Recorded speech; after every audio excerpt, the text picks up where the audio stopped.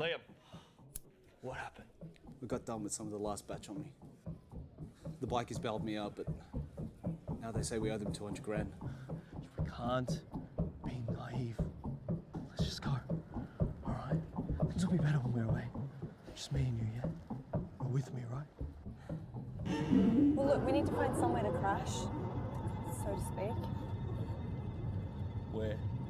You gonna risk a fucking motel? Don't we think that maybe this paranoid freak might come back someday? So what? If anyone comes back, we'll just fucking leg it. Fuck they gonna do?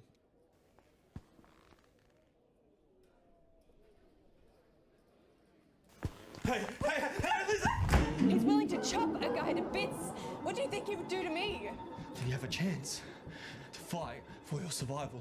If you don't fucking do it, I might as well kill myself. Because he's gonna do it sooner or fucking later. Tom, stop, stop.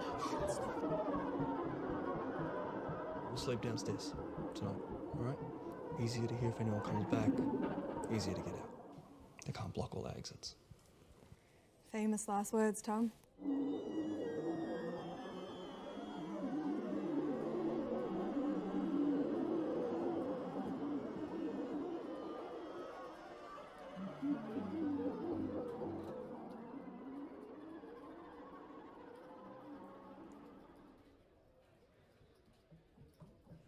Liam, what happened? We got done with some of the last batch on me. The bikies bailed me out, but now they say we owe them 200 grand.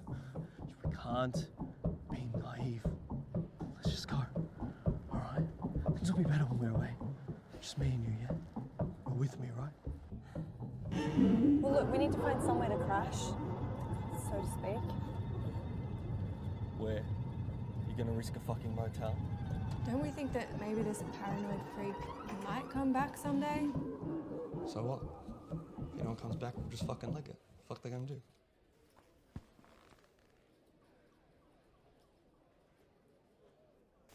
Hey, listen! He's willing to chop a guy to bits. What do you think he would do to me? Do you have a chance to fight for your survival? If you don't fucking do it, I might as well kill myself. Because he's gonna do it sooner or fucking later. Tom, stop, stop. We'll sleep downstairs tonight, alright? Easier to hear if anyone comes back, easier to get out. They can't block all our exits. Famous last words, Tom.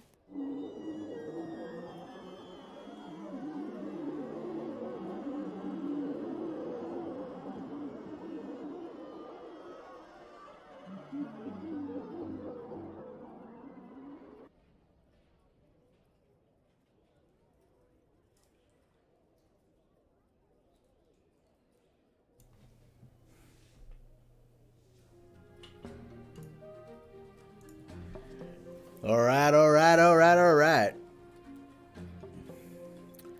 Are we ready for today? We're going to go through quite a bit. We'll do a little bit of PvPs, do a little bit of our dailies, and then we will begin our hero and unit tier list, and also some fantasy team drafts of what I think today, what I think actually is going to be really decent today for builds in the future. This stream will not be quite a long stream like last night. That's why I streamed for 8 hours.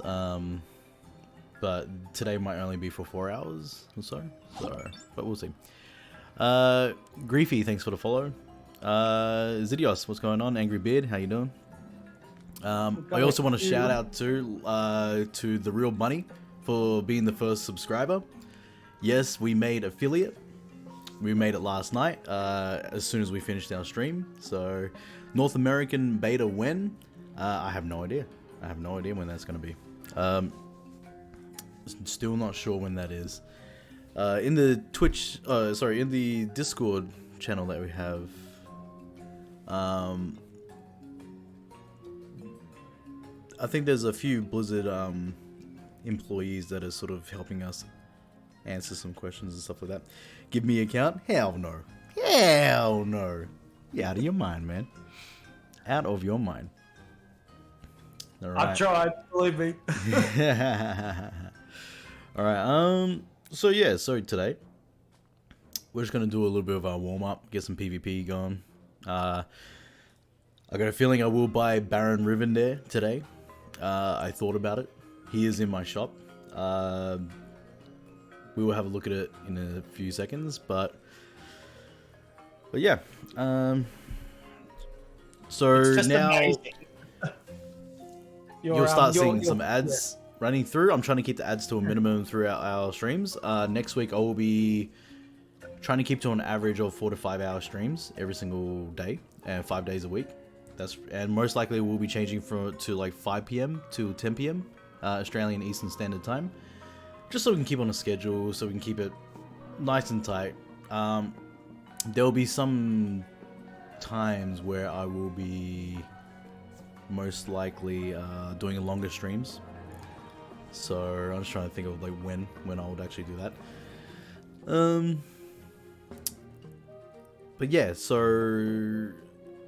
the lineup will change in terms of like just how long we stream for, and that's about it for now. But let's get a roll on. We don't have too much time, and I know going through the tier list will take quite a while. But yes, but we're now Twitch affiliates. So yes, so you will be seeing some ads run through. I'm trying to keep it to a minimum, to like 30-second ads and stuff like that, 1 hour apart. But yes, I have 1 subscriber already. It's fantastic. It's awesome. I wasn't expecting it, but yeah, the real bunny. Thank you very much. Okay, let's get this going. Shows you're doing something right. Yes. Gotta be consistent. Gotta be consistent. Just give me a second. I'm still trying to like figure out some stuff here. Okay. Just making sure we're all set up and ready to go. Okay.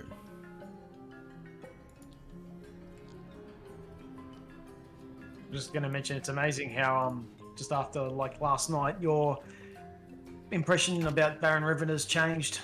It has. I thought he was gonna be shit, but he's not. In the beginning, he is. Don't get me wrong. In the beginning, he is. But it's definitely changed. Does my mic sound fine, guys? Background sound fine. Background music, stuff like that. I think it's from my end it sounds alright, but obviously with everyone else on chat might be different. Yep. Okay. Alright, we're getting a few more people coming in. That's great. Cool. Okie dokie. Okay.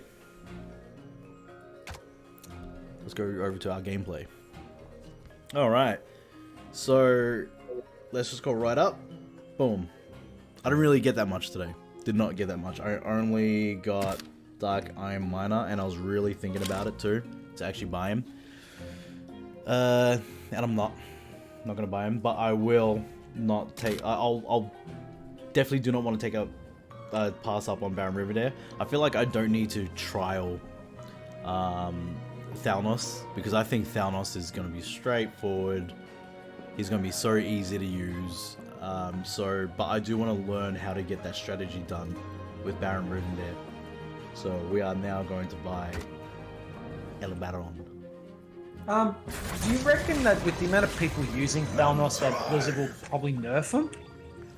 Maybe. I think they will be. Because it's just so fucking insane. By the way, our PvP counter needs to actually reset. Lol.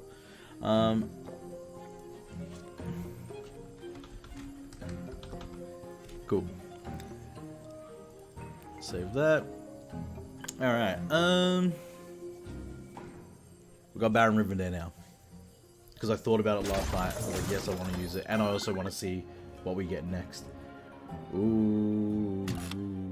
Darkspear Troll Headhunting.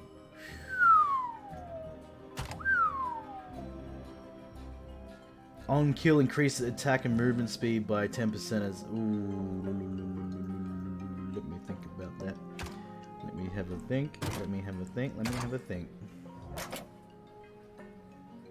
Yes, actually, this is the better talent.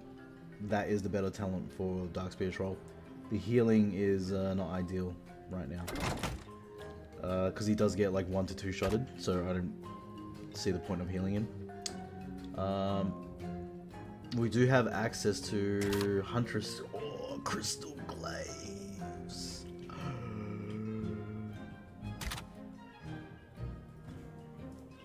Deal 50% additional damage to frosted enemies, man. That's why you want to go Jaina and Huntress combo.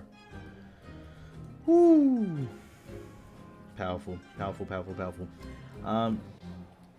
But since I'm not using any frost or anything like that, I might swap these two over because I want to keep the head hunting. So let's swap these two over. If it allows me. Move. Boom. Oh wait, no, it only goes up 1. Sorry, my bad. I keep forgetting. It only goes up 1, so...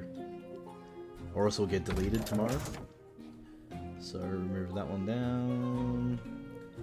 Skeletons? Skeleton tons? Are these the ones that you can just drop anywhere? Yes, which ones is one skeleton gains armor, one gets resist, one gets stealth. Gains taunt.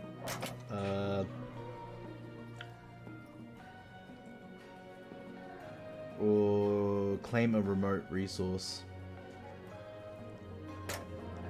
Melee cycle unbound. Melee cycle unbound. I'll have to think about it if I'm going to use them with Baron. Because the other skeletons are much better, the ones that level up. I really have to think about that. I was thinking about getting vultures, but just not at this time, I would say. Skelebros too? Yeah, I know. I know, we're sort of lucky, right? But I'll have to think about it. I've got a whole day to think about if I'm going to get that or not. Because we don't know what tomorrow brings, and we have them at least till tomorrow.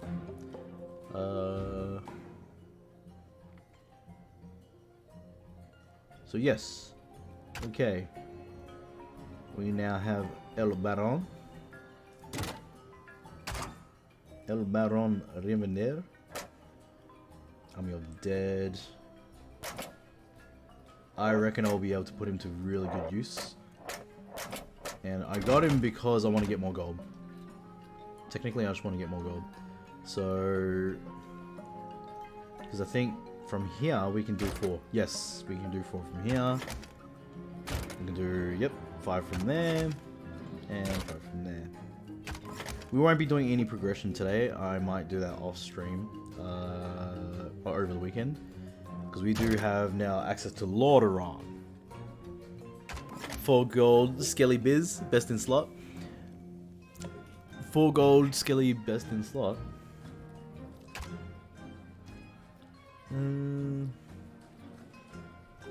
What are our troops? Okay. So, let's get started, shall we? Let's actually get started. So what was the first thing? 5 PvP matches. Yeah. Let's do some PvP. Let's do some PvP. We'll do our PvP, then we'll do our daily. Well, we'll reach our daily when we do our PvP anyway, so. Alright. Alrighty. So we write this here. Oh! We ready? Boom, shakalaka. Boom, We're ready? shakalaka. We're ready to get 5 losses straight? Let's do it. Gotta have confidence. Come on.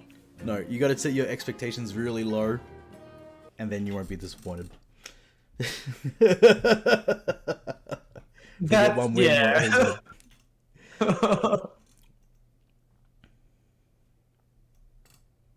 Who can we demolish today? Let's hope they're all level 1s. Next minute, level like 20. Gooey. Level 2.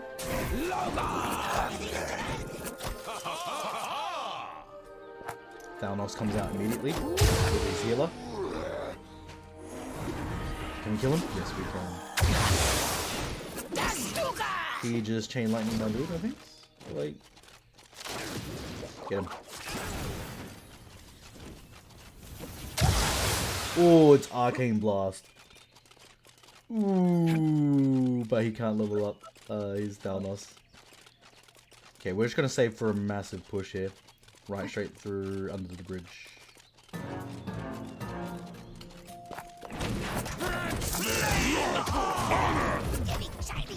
Ooh, dangerous. think he expected it. He expected that push too to come through, but we're just gonna overwhelm. Absolutely overwhelming.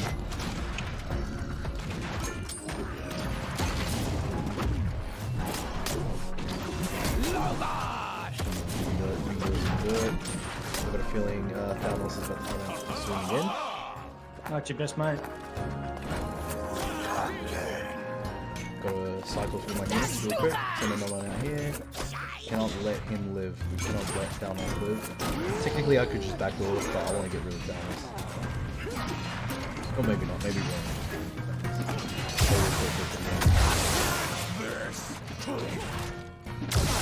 As Doctor Strange said once upon a time, all about the end. the Troll Warlord's got it.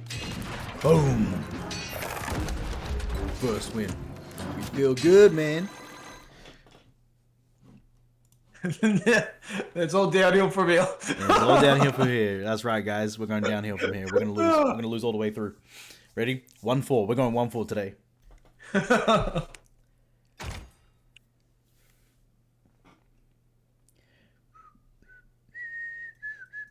Like I said, if I see rare quest or epic quest, we are stopping to do that very quickly because we can't pass those up. We got to get it. We got to get the best and most out of our quests.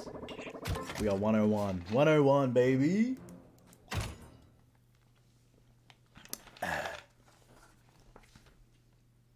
How's everyone doing anyways today, huh? Everyone's feeling good? Everybody that watches the VODs, thank you so much, man. We're getting so many views. It's amazing, you guys. I hope you guys, I hope I can catch most of you guys live at some point, too. He is really going for it. He's also, whoa, level 6! I am gonna get destroyed. I am absolutely going to get destroyed. I think I'd also like to hear from people that It's watch Rook. those where they get Fuck from. you, Rook. You bastard. Got level 6. Unbelievable. Taking advantage. Getting these wins for free. It's all downhill from here. Like I said, Rook is going to take up the next 3 games after this. Oh, sorry, I jinxed it. What was that, Jules? Sorry, I jinxed it. I'll just see myself out. There's nothing I can do here. He's got a really great build, honestly. Oh, and I can't imagine what his Draken staff is actually going to do. Did he get Living Bomb on his Drac? I won't be able to. I don't know why I did that. I just wanted to see if he like. I just wanted to see something. Oh god. There's no. I can't defend that. There's no way. Wow, his rend is so strong, man. Look at that. Boom, boom, boom. Which is also My surprising. God. Last night, Ren didn't seem like he was that strong of a build. Yep. Get wrecked. Yep. When NAA goes live, I'll be streaming for about 4 to 5 hours daily, ending around this time. Can throw your host if I get traction at all. Awesome. Thanks, man. Rook has been gaming. Rook has been absolutely smashing it, man. Rook, give me all your account details. Nah, just kidding. Give me your admin account. Everybody. Rook's on an admin account for sure. They just said, you know what? We want you to be the best player. We've chosen you to be the best player. Get me one a day, and then I'll go in peace. How dare you? He's holding me at ransom. Fucking holding me at ransom, Rook. Ugh. I love your build. I love your build, man. It's devastating. The reason why it's not only devastating, but you're almost there. You almost got fucking a level 7 fucking rend. Do you know how crazy that is? I'll need you to send me in Discord the actual stats of your level 6 rend, like HP and everything. I want to see like how strong he can actually get. 6 is the max actually, since he doesn't have a 3rd talent. Oh yeah, that's true for the beta. Yeah, it'll be 6. Yeah, that's right.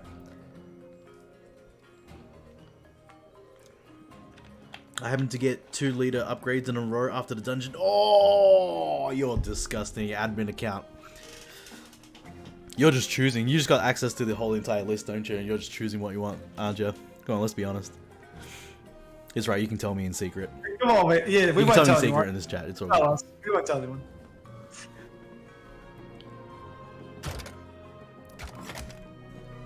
We've got a loss, to Rook. I should like literally create a separate counter on how many times Rook has beaten my ass.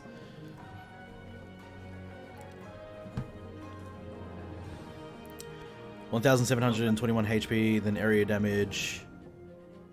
Jeez, oh my god, 675 DPS. Ooh. Well, that's level 18 actually, not much use. Oof. Yeah, that's yeah, but still, oh my god, 675 DPS, man. My god, that should kill any fucking boss.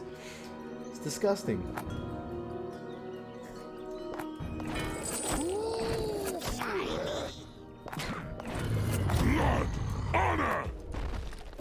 Line 'em up.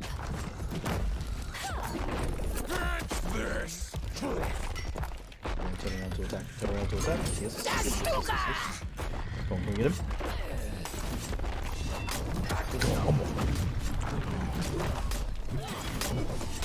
Frosty, is he up to 1? He's still level 1. No, we're causing havoc. We're causing a bit of havoc. He went to claim the bridge first, that's okay. I will do the same.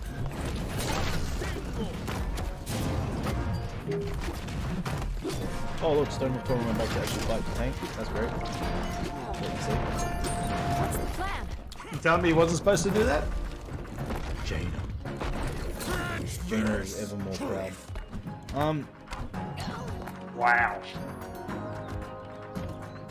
Yes, it is. It is World of Warcraft. Oh, you're so hilarious. I'm gonna mute you now.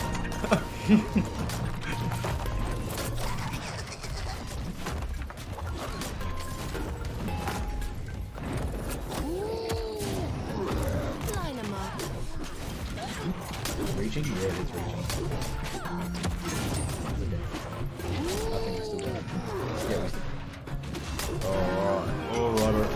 Pretty sure Mr. Frosticles is a bot. Yeah, I know he's like level 1, right, the entire time. Has he not progressed through? 3 days in a row, he hasn't progressed through yet.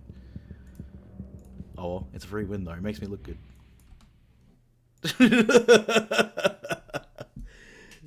We all know that I have a shit lineup. That being said, I still have like 100 odd wins. Like it's 2 to 1. I think my ratio is like 66% win rate. So You're still up, that's what matters. still up, that's what matters. Not joking, by the way. Oh, okay. Ooh, we have a blue quest. I think that we can save that. That's Let's right, Angry. do- Either way. How many more? How many more? So we got 2 more games. 2 more games, and then we'll do a quest. And then, yeah. Did I miss the tier list? No, we're gonna start that very soon. Don't worry about that. We're gonna start that very soon. Yeah, we're just starting with a bit of PvP to warm up, and then Yep. we're gonna get straight into it. Exactly. Start off with a little bit of PvP. My luck, I won't ever see a bot. My luck, I won't ever see a bot when I start playing. Oh, there will be bots. There'll be bots. And we all know Blizzard won't ban me. Let's see something Drac South. Drac South with some range. Can we finally get this working under the bridge? We can. Thank. We finally got that. Does everyone get the same choice at the start? No, it's random. 100% random. Unless you're Rook, you don't count. He'll just pick whatever he wants. That's gonna be the inside joke now. Here we go. Yeah, unless you're Rook or Veracity, you have admin account. Sure, 100%.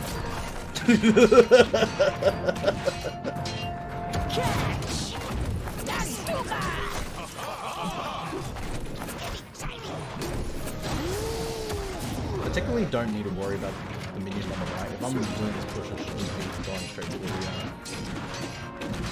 rocks. Same thing as Human Go-Go. Human Go-Go-Go or something like that. I'm pretty sure he's like a bot too. He's still level 1. It's been like 3 days. What's happened? I want to be like a I would like to be a Rook when I grow up. I know. I like to be Rook's admin account. Let's go. So we are 3-1. 3-1. One more PvP. One more PvPs. Let's do one more PvPs, huh?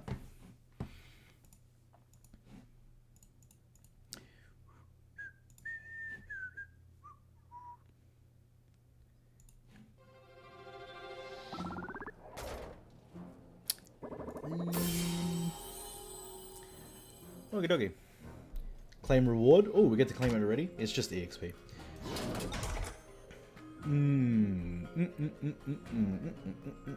How close am I? Oh damn! I can't go back out. Because I'm very close to the next level of my account. So I just want to sort of level everything up as quick as possible. We're always gonna go without Worgen. He's such a death dealer. Who the fuck am I gonna use more out of this? Who is closer? Let's just go. That was not a good EXP. We still have blue quest though. We need one more PvP. So one more. Y'all think it'll be a global server? It's gonna be. It'll global. It'll be global. It'll have to be global. Like if I was versing someone from Europe, I don't think there's gonna be that much of a delay. To be honest, I think this is already American. Oh wait, is it Australian server? American server? I'm not too sure. It feels like it is pretty responsive. So I have no idea. Get shield bashes. Shield bashes on the drum. Bash, bash, bash. Let's go. Ooh, what is level 6? Oh, that is dangerous. It's all gooey. We had problems with gooey yesterday. And he had the he had the blink.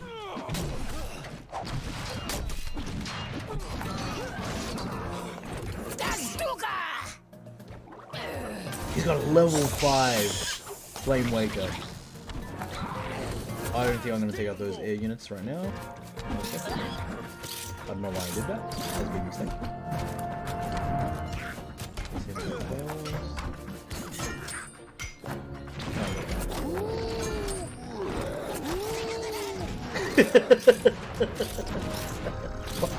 He's got a level 6 fucking Warden.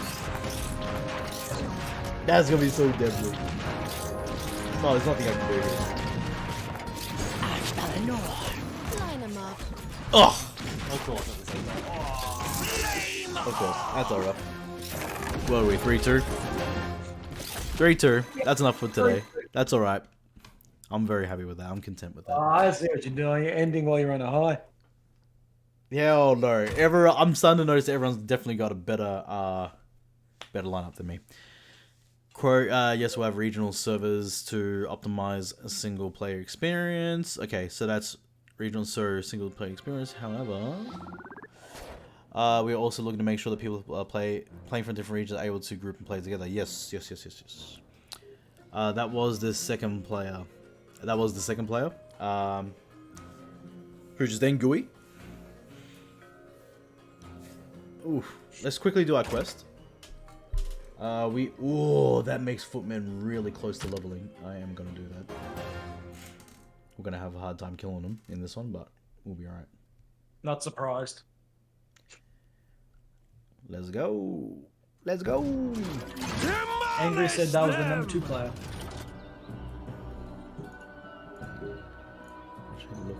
Let's have a look here. Okay. Oh, it's just a catapult one? Alright, good. Thank you. We all know what to do here, right? Nah. Let's see how much damage I can do. Oh, he's bringing everything in. Look at the bot go. Look at this bot go. I think he's gonna kill me already. The bot decides to go all in. Bash, shield bash. I swear the shield bash doesn't work properly. 1 second, I think it needs to be 2 seconds. Where's that shield? Maybe. We can allow you to get loaded. In terms of cosmetics, do you know what I think would be pretty cool? Instead of having null. Or wait, or maybe you should be able to have the choice between a null, orc peon, peasant, like human peasant, a wisp, all that type of stuff. You know what I mean? Like I think that'd be pretty cool. Like those will be pretty cool additions to the game. So we're gonna do a message. Get daily. So yeah, just waiting for the beta invite is like waiting for Xmas when I was a kid. That's a good point, actually. I'm like that for a few games. I remember when Dota 2 was first announced and I got access to the alpha. I was shitting myself, man. It's the anticipation, isn't it? Just waiting. Yep. I was absolutely shitting myself. Like waiting for Xmas, but it's only in August. Yeah. Oh, is the release in August? Is that how far away it is?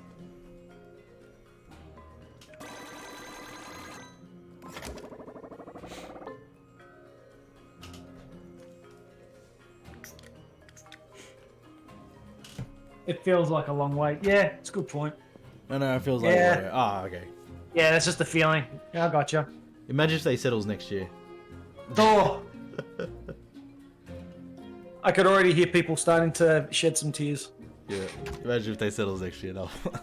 Fuck It's that. like I've been waiting for this one game to release since last year, and then it was supposed to be June, and now it's been pushed back to June next year. So it's Yeah. going to be a whole few years now. Okay. So, let's move on to what we're going to talk about next. So, okay, we're going to start talking if it's pay to win or not. So, what we're going to do is... Let's go through here. Alright. So, this is my official thoughts on the game so far. Is it pay to win? No, it's not. It is not pay to win. And the reason being is because you have limited transactions in the shop, in the cash shop. You can only buy 1 sack of gold. I think it is per week. You buy 500 gold coins once per week. You can buy 800 gold twice. So that's 1600 gold twice per week. Then you got EXP tomes. 2 if you don't have the Arclight booster, and 3 maximum if you do. It's going to advance you. It's going to definitely advance you and be able to have more options into getting, like, cycling through your grid system. But, like, the levels and the ranks won't matter until, like, in PvP, once everyone's eventually going to be level 7 with all their units. It's a matter of, do you want to get there faster or not? You know, like that type of stuff. Are you going to progress through the PvE portion of the game quicker? Yes, you will. Are you going to be better at PvP? No, you will not. Like, it doesn't make you better in PvP. It would literally... You'll make your building stronger. Like, if you're just constantly leveling up your heroes, then sure. Other than that, I don't think it's pay to win at all. Like, you can't just pay... You can't pay to get a level 7 immediately. You can't buy every single unit immediately. You have to wait on the grid system, which refreshes unless you buy, like, you know. So yeah. So what is the Lordaeron loot bundle? It's literally just 1 EXP tome and 1500 gold coins. I'm hoping it's not as long as some people think. I'm hoping it's not going to be as long as some people think. Oh, as long, yeah, in terms of when the release is. The shop shows some bundle with a 2-day cooldown. This one is not limited though. I'm gonna whale, not the shame. I like diversity. Yeah. The shop shows some bundle with 2-day cooldown. With 2-day cooldowns? No, that's not a 2-day cooldown. The shop with 2-day cooldown, that's a one-time offer. That is a one-time offer. If you can't buy it when you're leveling up, it's gone. It's purposely there to spend, you know, to buy. I think I'm gonna spend like 5k. Oh god. So Arclight booster is a one-time thing. Arclight booster for Australians is $28. I think USD it's like $20. Is it worth it? It's like buying a game off Steam, you know. I don't like the only difference is that you're gonna get 1,000 gold coins at the very beginning. You're gonna get overall 50% gold coins earned per, whether it's the missions, like campaign. Sometimes the dailies will drop coins, and going through with all the other heroes through the campaign. 20% EXP earned in general. Is that a massive boost? It's significant. The way to treat it is if it's like in World of Warcraft, how you have heirloom gear, you know? You're just gonna progress slightly faster than everyone else. You know, slightly faster. The best time to buy the Arclight booster is the very beginning of the game. Like as soon as you got access to the shop, that's probably the best time to buy it, because you're gonna utilize it throughout the rest of your entire gameplay for the lifetime of your account. Is that pay to win? No, it's I don't think that's pay to win. You still gotta, you know, progress. You still might get started. You might get so unlucky that you don't get what you want with the heroes, and you don't get the right talents, and you don't get the right units. You still may not get what you want. That is the thing too. So yeah, so that's my thoughts on pay to win. I don't think it's going to be pay to win at all. It's definitely going to be difficult to get what you want, to get the lineup. So you can fantasize, but you just sort of got to, you know, rely on 2 hero builds. I would say rely on 2 hero builds for now, until you got enough coin in the bank to pay for an entire full lineup with your 3rd hero. So what is the next subject that we need to talk about? Okay, how grindy. Yeah, so the game is grindy. The game does take a while. I played this now for a whole week. They are zone bundles unlocked by the campaign progression, that's right, and they're only there for a limited time. Once they're gone, they're gone. I am pretty sure Blizz made this game really long and sent as many paid offers to be heavy pay to speed. Yeah, pay to speed. But the thing is, though, I don't think you need it. I honestly don't think you need it. Like, I could most likely catch up to your epic experience term by winning maybe 10 to 20 PvP games. You know what I mean? Or questing about 30 or 40 times in a day, and they're not that long. And if you're going to be playing the game full on, like for the people who are going to be playing this game hardcore, getting those boosts, it's, you know, it wouldn't even be ideal. If you're just going to be playing it anyways, like, I don't think it's going to be that ideal. You can just do it without paying a single dollar. Do you really need the Arclight booster? I haven't bought it yet, and I am over halfway through the game through the boss fights. So, and I feel like I still don't need it, but am I going to buy it? Yes, I am going to buy it, because I do feel like that, you know, I'm going to have to go through all of this again. I feel like I'm going to be leveling another level 60 character, and wow, that's what I feel like.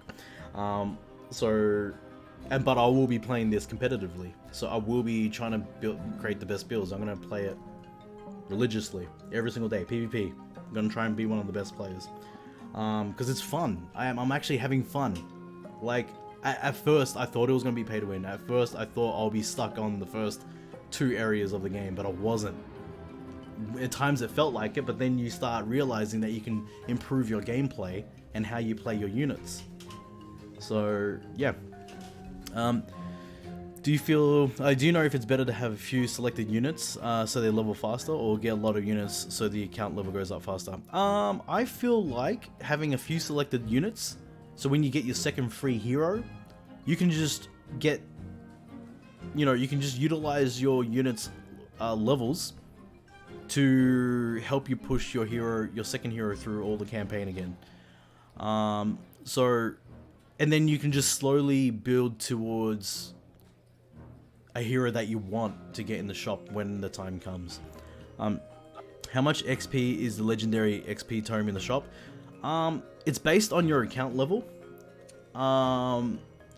It's based on your account level, and you get 5 selections. So it's pretty decent. It's decent, but it's not gonna like speed you. Oh, well, it will speed you up. It's just you're not gonna get a full level out of them. You know, early game you would, late game you won't.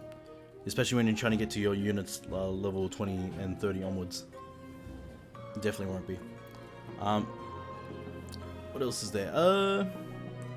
So yeah, is the game going to be grindy? Yes, it is. Yes, it is. I've only seen a very few amount of people who have gotten to like 50 skulls. And it's like 1 or 2 people, or 3 at this time maybe, and the rest of us are all stuck around 30 on average, 30 skulls, so 30 bosses. But yeah, in terms of dungeons are super fun. It's Mythic plus dungeoning. So it starts off at your highest level of your... It starts off with the highest level of your hero, of one of your heroes. So whatever the highest level is, that's where it starts. And then, that's how you get your Valor. Your Valor, coins, Valor, tokens, I would say. To upgrade your hero and all the slots in that hero's unit. Like, all the minis, you got 6 slots. And you can upgrade them, you know, and that's for PvP. And also PvE, but mainly...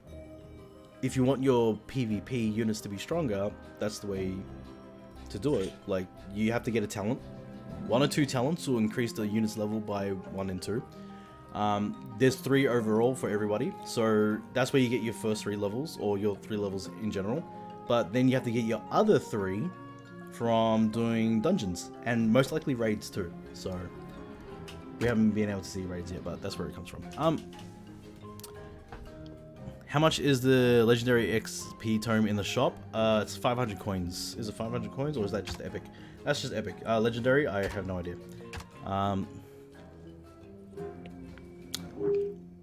For PvP, I think you need to focus on 1 leader until your first squad is level 7. Otherwise, PvP really hard. Yes, that's right. But the thing is though, there will be matchmaking, so you will be, in the future, when the game comes out, you'll be able to pit your weaker heroes against other people's weaker heroes. Like, how much EXP is it? It's based on your account level, and I have no idea how much you would get. So, quest tomes is... So, the tomes itself is 45 on top of... Oh no, I think it's just 45. I have no idea exactly how much it is. Because it doesn't say how much it's actually going to give you.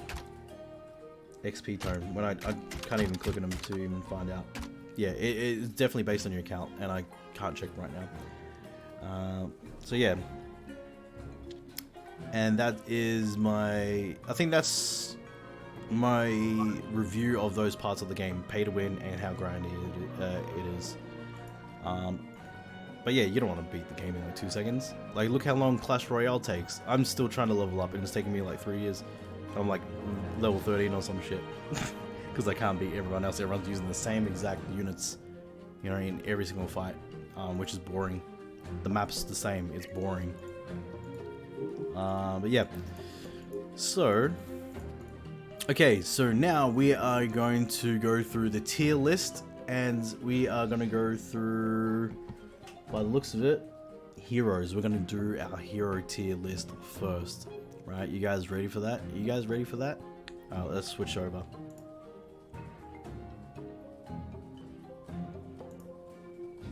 Okay. Okie dokie. Alright. Alright. Who's ready for the tier list? Nah. Nah. Alright, get the fuck out. Nah. Okay. We'll start from the bottom and go all the way up. We'll start from the bottom and go up. Usually would do it. Sorry? That's how you usually would do it. No. No, as in like, literally out of the selections here, because it's all over the place. I'm just going to start from the bottom. Okay, so who's our first hero at the bottom?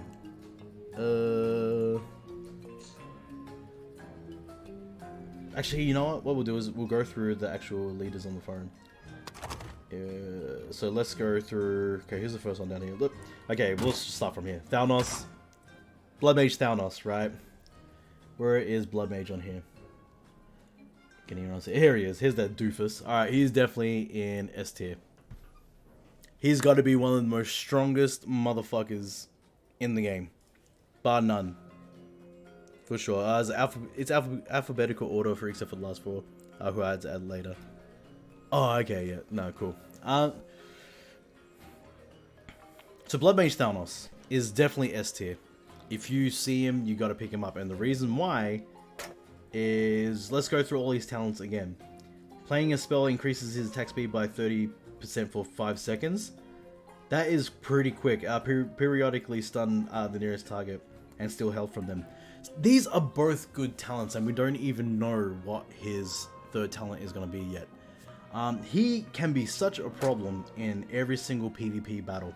In PvE, he's so defensive. Like, you've watched me now use my Huntress and use the... imagine having a Huntress and a Bat Rider at the same time.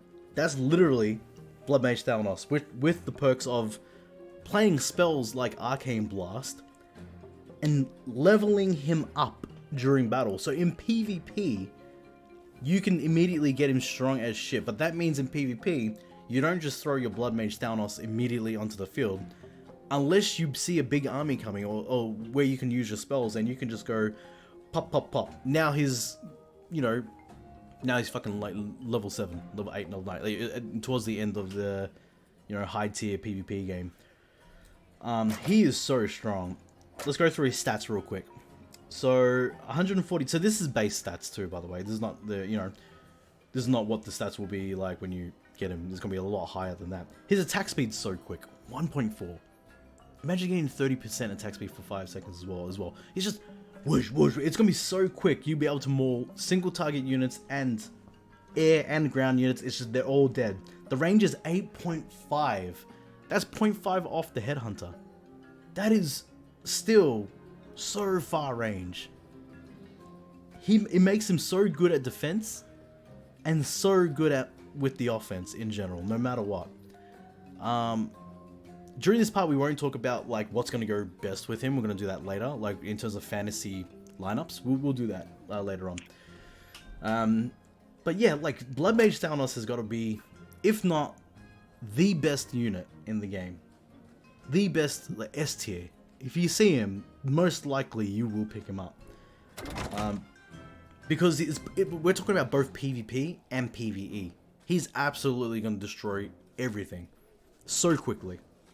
You should be able to progress very quickly with him.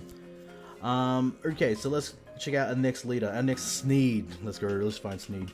Sneed. Okay, Sneed. I haven't been able to play Sneed, but by the looks of it, let's have a look. So, mine is money, my friend. Gain the miner trait as well. Does that mean, does he mine quickly or just as slow? Explode on death, dealing damage to nearby enemies. Sneed is going to be such a power to deal with for the Horde. He does so much siege damage to towers. Let's look at this video real quick. Oof, that's deadly. You can imagine a cycle. You can imagine a cycle build, right? And then you have to deal with Sneed. So Sneed is there to replace your tanks, pretty much. He's literally there to, you know, replace your siege and your tanks and stuff like that. I feel like if you have him as your first pick, and you have no one else, if you don't, like, later on, I feel like he's such a great pick. Especially for PvE as well. Because I feel like assaulting through PvE is very hard. And I feel like there's so many support units that you can use to help Sneed win and just push and just not die. So, where do I feel Sneed would actually be on the ladder?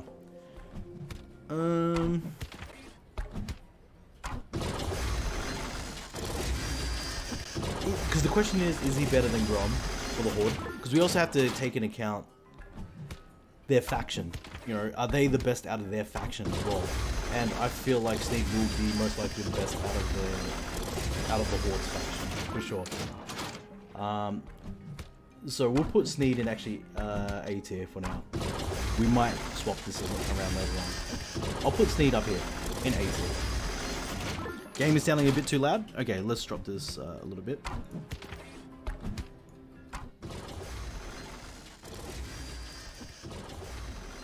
Is that a bit better? Is that a bit better, guys?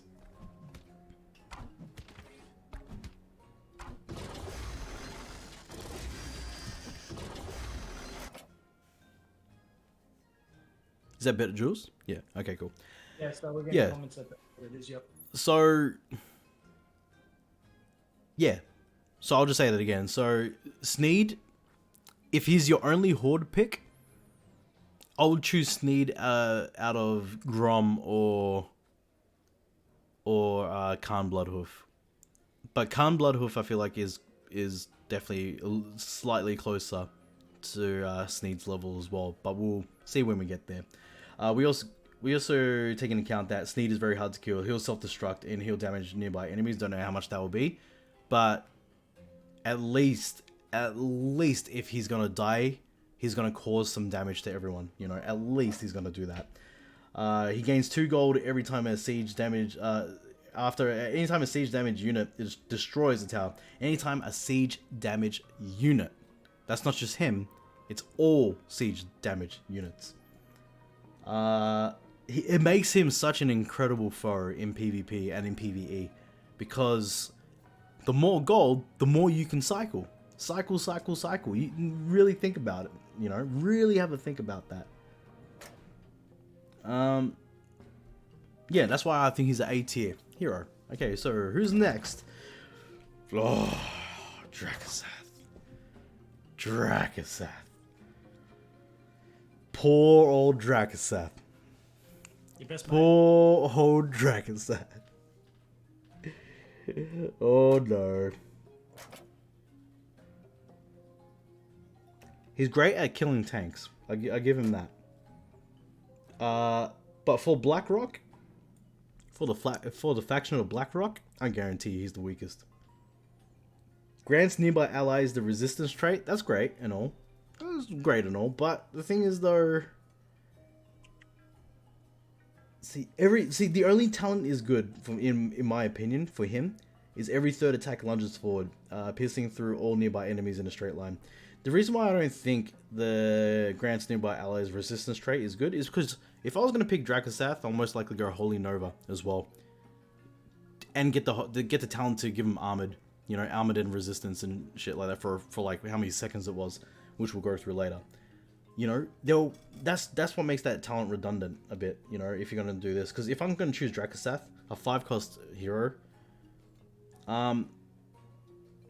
at first I would want him to defend my barracks so he can get all these kills. And so no one touches him. And so then you would have to back him up. The problem is that you have to back him up. He's so prone to poison. He's so prone to air units. He's going to get absolutely mauled. Absolutely mauled. Nearby enemies take 50% more elemental damage. Eats Ragnaros for breakfast. Right. He has resistance. He's elemental. That's what makes him a tank killer. Yes, he does more elemental damage, but my god. I would really have to see it to believe it. If any of his builds are going to be good. And we'll try that today. We'll definitely try that today. But I don't think he's going to be good at all. I don't think anyone's going to choose him. Because Ren Blackhand, for his faction, is a much stronger unit. So let's go with General Drakaseth. Where are you? For me, he's going to F tier. I don't think I'm going to use him ever. I don't think I'm ever going to see him unless they buff him. He's definitely going to F tier. I'm just never ever going to use him. I'm never ever going to see him. Like, I'll most likely see him in battles, but I'm never going to use him. I don't think he's good enough. He's just not good right now. So, okay, here's the next one. Oh god, here we go. Here's another contender. Old Hogger himself. Old Hoggersworth, huh? He's deadly. He is so deadly. And he is definitely the best leader for the Beast faction. He's gaining poisonous trait. That's fine. That's pretty cool. That's okay. But what really draws my attention is Hamhawk. Gain 20% more max health per enraged stack. And him being also relentless. Hogger's movement and attack speed increases 35% each time he's played. Oh my god. And we did see a build yesterday, those who watched in PvP, that makes Hogger fucking ridiculous. fucking ridiculous, and he is so powerful. And if I do get a chance to get Hogger on day one of the release, I'm most likely going to pick him up. That's my personal preference. It's if Hogger and Thalnos are on at the same time, that's when I find it's going to be very difficult for me to choose.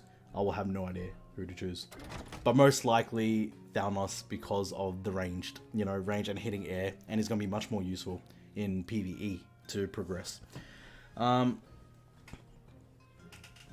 yes, because I've already seen so much of that. So Hogger, where's all Hogglesworth? Hog. Where's all that whole old ham hock? Boom, bam, bam. Here we go. Hogger is definitely S tier. There is a Hogger bundle so everyone can get him 100%. Oh my god. Oh my god. That's right, I saw that at the very beginning as well. There's a Hogger bundle. Yeah, I'm pretty sure it's after you beat the first area with where Hogger is in it. Yeah, once you get to STV. Oh my god. How many people are going to pay for that if because he's S tier? And I think everyone's going to agree with me that Hogger is fucking S tier. Especially after what we've seen in PvP. My god, he is deadly. My god, he is devastating. Hearing everyone, not just yourself, but also everyone in chat and others, like they do rate Hogger high. Yeah. My god, Hogger is S tier. Whoa. Disgusting. Absolutely disgusting to see on the battlefield. As soon as you know you're versing Hogger, and if you see a level 6 or 7 Hogger, you are fucked.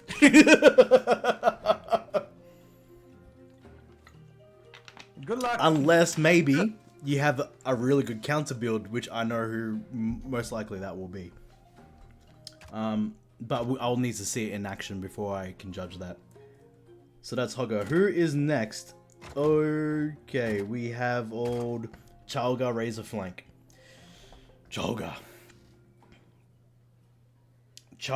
I actually really like how unique Chalga really is. I like the uniqueness. I love how cheap she is. Does that mean she's a cycle unit? She is not cut. She's not recognized as a cycle unit. That's okay. Entangle roots. Channeled attack that roots the enemy in place and disables towers. I think someone is definitely going to be out there creating a decent build with this, for sure. There's someone going to be out there that's going to make a really good build, and I just don't know what it is yet, but we will fantasize about it today, for sure. We'll see if we can build a really decent lineup for her. That is a huge counter to Hogger. When I think about it, that's a huge counter to Hogger. And that's what I was thinking about who the counter will be. It'll literally be Chalga or Baron Rivendare. But if you're going to go Baron Rivendare, that means there's only one other unit that you would have to pick up to maybe do that, to be the counter. My god. Like, I think she can be really helpful in PvP. In PvE though, I am not sure how well she is going to do.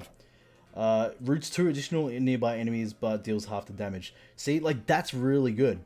Gain Unbound, and that's even good for PvP. That's awesome. That's awesome for PvP. For PvE, that's awesome for PvE. Getting to, because the amount of waves of units, and especially siege units that start trying to destroy your base after a while, she makes up for the defense so much, man. So much. She's ranged. Attack route is only for ground units, I'm pretty sure.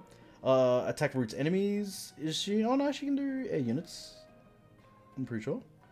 Bombard. Oh no, she only attacks ground units only. So she's prone to air units. But that's fine. You can get counters for that. Percent DPS, so 8% DPS. Health. She doesn't have too much health, so she, like, it will take spells and assassins to kill her. Really hope when I play I get Thalnos. Yeah, I know everyone's gonna really hope. Everyone's gonna hope that. That's like finding a Charizard in a deck straight away, immediately. Yeah. Okay, Chalga. Where do I see Chalga on the list?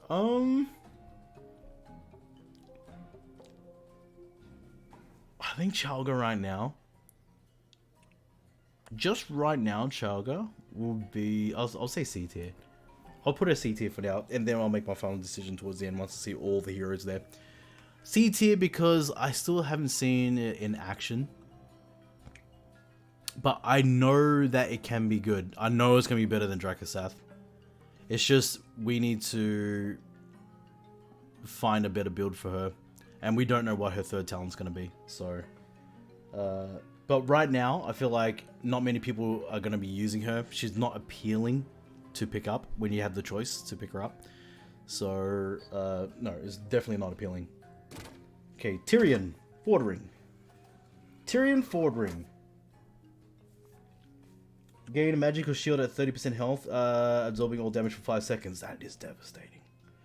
That's really crazy. Consecrate. Regularly consecrate the ground, damaging enemies within. I don't know how much damage that's actually going to do, so I'm not too sure. I'll still have to see it to know. Heals... Actually, no, we did see it in PvP once, and actually did quite a bit of damage. Yeah, actually did quite a bit of damage. Heals nearby friendly units. He's armored and he's a healer. He has quite a bit of health.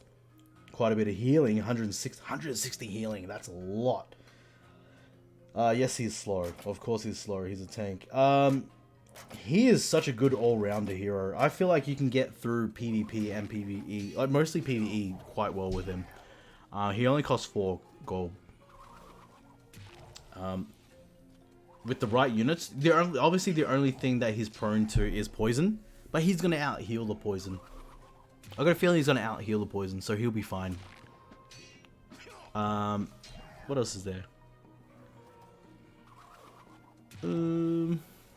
He's definitely going to out-heal the poison. He's definitely going to be pretty strong. He's definitely a great all-rounder hero. He's definitely a great all-rounder. Yeah. Let's have a look here. Okay. Okay. Sorry about that. Did this thing bug out? There we go. Okay, so, yeah, Tyrion Fordring. Where do I see Tyrion on the list? Where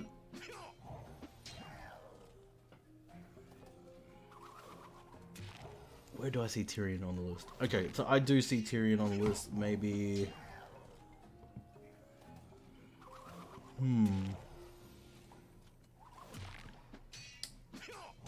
Tyrion Fordring. I think it's B. I think it's B. I just think just all-rounder he's good. He's not going to be the best, and he's not going to be the worst. I feel like he's going to be right there. I think he's going to be, on average, very good. Very good on average. He has great talents. He has great heals. He's got strong heals. So, I think he'll be able to get you through a lot of PvE, and quite through a lot of PvP if you know how to use them correctly. If you definitely know how to use them correctly, he'll get you through. For sure. And I feel like there's going to be pretty cool builds with him soon. Like, so far we've seen super tanky builds, but I think there's going to be much better builds than that. Okay, so next hero, we are going to go with Jaina. Jaina Proudmoore. Jaina Proudmoore is amazing. Look at that. Okay, so she gets a teleport from away from melee attackers. That's crazy, man. That's so good. If you can survive an assassin hit and get out of it. Ooh. After deploying, the next mini played, if the next mini played is a spell, it costs 1 less, but no less than 1. Increase the level of your spells by 3 while Jaina is in play. She does frost damage and is elemental, so she's going to be able to take out tanks. She doesn't have that much HP. She does not have that much HP. But I feel like she's going to be hard to kill, especially if she's got Blink.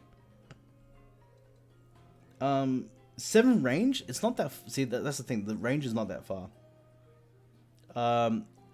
Thus far, being able to use Worgen to destroy everyone. I think Jaina is OP if you can play well. Yes, exactly. I do think Jaina's going to be... can be very OP if you have the right build. If you have the right build, I do feel like she is. But if she is one of your first picks, I feel like she's going to be really strong. And a very safe pick. Because so far with everybody's streams that I've seen and people making their choices, every time I see the Jaina, Thrall, and Dracosath choice, no one wants to go Jaina. Barely anyone goes Jaina. And it's sad. Because your spells, ooh, you know, I want to use units, you know. But when you start seeing these spells in action, you're like, holy shit, Blizzard's strong. Holy shit, Arcane Blast is fucking powerful. Holy shit, Execute's powerful. Holy shit, Living Bomb's powerful. Everything's powerful. We didn't know, except for Chain Lightning. That's the other one that's not powerful. But it might be powerful with her. Getting 3 extra levels might actually be worth it.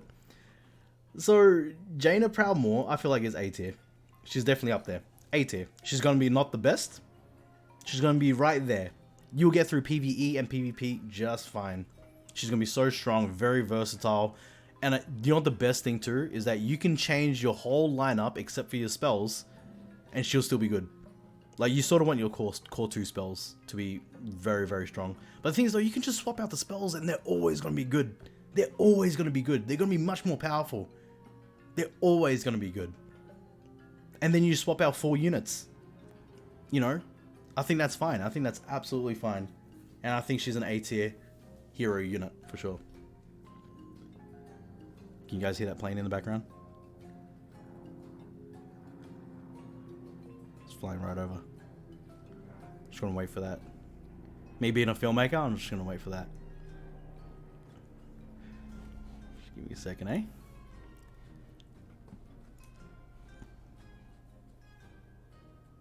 Plane's almost gone. Okie dokie. Okay. So. I was going to quickly make a check here. So everything's all good. Okay, so that's where I think Jaina's going to go. Okay, who's next? Who I just recently picked up Baron Rivendare. Baron Rivendare. Oof. Devastating. Absolutely devastating. Death Pact. Periodically sacrifice a nearby skeleton to be healed. Nearby skeletons gain bloodlust. Oof. They're both great skills. It makes him essentially just as powerful as Grom Hellscream. Ugh. That's why I'm disgusted by it. I'm like, ugh. Disgusted by it when I see it. Army of the Dead. Rivendare periodically summons skeletons. See, this could be good and bad for you. Because Baron Rivendare may look like he sucks in the very beginning of PvE because of the vultures. The vultures will just eat your skeletons and they're going to multiply and multiply and multiply, so you have to have a counter ready to go for that all the time. That's where I think the beginning is a little bit tricky. But towards the end, I think it does become stronger, especially for PvP. His PvP fight is so overwhelming. To fight everything, it's so overwhelming. Unless you have a counter build, the vulture build. Oh, it is so hard to, look, how many people are really gonna use vultures over harpies? You know what I mean? Like, it's very difficult. Oh my god, that is, oh. Unless you're gonna play a defensive hero with a defensive build. Yeah, like, but that's very rare. You're gonna be rarely ever gonna see that. Oof. Oof. That's so strong. He's armored and he does elemental damage. Oh, deals elemental damage is strong versus armored. He also does elemental damage too, guys. Like, he's gonna maul tanks. Tanks will just not survive against him. Super fast, decent HP, a lot of DPS, good attack speed, Army of the Dead. Where does that put this motherfucker? Baron Rivendare.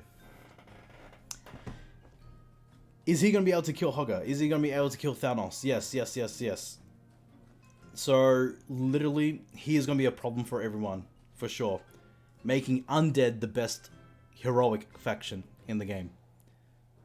When you see these three, they are so strong. They are overwhelmingly strong. And that's the key word, overwhelming. Thanos will become overwhelming. Hogger will become overwhelming. Baron Rivendare will become overwhelming for you in PvP. Oh my god, it's going to be so difficult to beat him. So difficult to beat him. Because you can't really just backdoor out of nowhere. You can't just do it because his skeleton's going to spawn. You can't just Like, you would have to have a great assault against him. You would have to have a vulture build against him. You would have to have defensive spell build against him. That's why Jaina might be able to beat him. Jaina in a fight might be able to beat him. Tyrion might be able to beat him. Can the others do it? Can, Sneed? Can Dracasath? All that? No. They literally cannot. You cannot. You just be dead. You'll be dead. 100% dead. Baron Rivendare, S tier for sure. 100%. Who's next? Khan Bloodhoof. Okay. So Khan Bloodhoof, that AoE stomp is actually really decent. That's super decent. But also being said, he won't be able to beat Thanos. He won't be able to beat Thanos, and he won't be able to beat... Actually, could he beat Thanos? I feel like he can beat Thanos. I feel like deep down, I feel like he can beat him. Can he beat Baron Rivendare? I feel like he'll be a very worthy opponent for Baron Rivendare, but that's only 2 heroes that he can build. Can he beat Hogger? I don't think so. Can he beat Sneed? Can he beat Sneed? I don't think so. No, I don't think he can beat Sneed. He's so prone to air units, it's not even funny. Like I said, Harpies and any flying unit will just absolutely like melt him. You know, Bat Riders destroy the living shit out of him. Yeah, every single air unit will smash him. He's not that quick either. He's not that quick at all. His move speed. He's not fast at attacking because he's got the shockwave. He has an attack stun, which is great. That's fine. Let's have a look at it again. Boom. It's a short stun. If you notice, the people stop, like, obviously the safe pilot's attack stops. Doesn't get the shot off, I think. Yeah. I think Hogger might be the best overall. Banshee and all that. I feel you're overestimating Baron. He only summons skeletons if he destroys the buildings. The reason why I think he's actually really good is because of also the PvE factor as well. In PvE, there's so many towers to take over. There's so many summoning stones to take over, and I feel like you can do that very easily and very quickly. And Baron Rivendare is such a great defensive and offensive hero because of the elemental damage. He'll be able to take out all the tanks. And through PvE, there's so many tanks to kill. And then you also got skeletons to match everybody else's overwhelming units. I do feel like he is going to be S tier. But we'll see. Like, once I have a final look, I'll make my final judgment. If I feel like Baron is in the middle of S and A, then I'll drop everyone down. Like, down by 1. Or make it sort of even. Or he might be A tier. Who knows? Because, can he beat Jaina? Yeah, see, you guys might be right. Like, maybe, because he might not be able to beat Jaina. You know? He might bring him down to A tier. But we'll see. We'll see. Move 50% faster while not in combat. That's really strong. When stun expires, affected enemies are dazed for 5 seconds. I feel like it's okay. It's not the greatest, but it's okay. He does cost 5. Khan Bloodhoof. I feel like Khan Bloodhoof will be the strongest out of the Horde heroes, for sure. He feels much more useful. Like, Grom's Bloodlust is great and all, but Grom himself is not strong as a unit. Tanky, but not strong. Okay, where's Khan Bloodhoof? Khan Bloodhoof, where are you?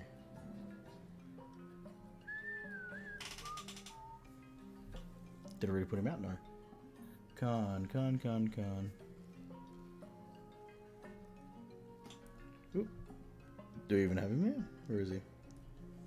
Do I see totems? Khan Bloodhoof, where is he?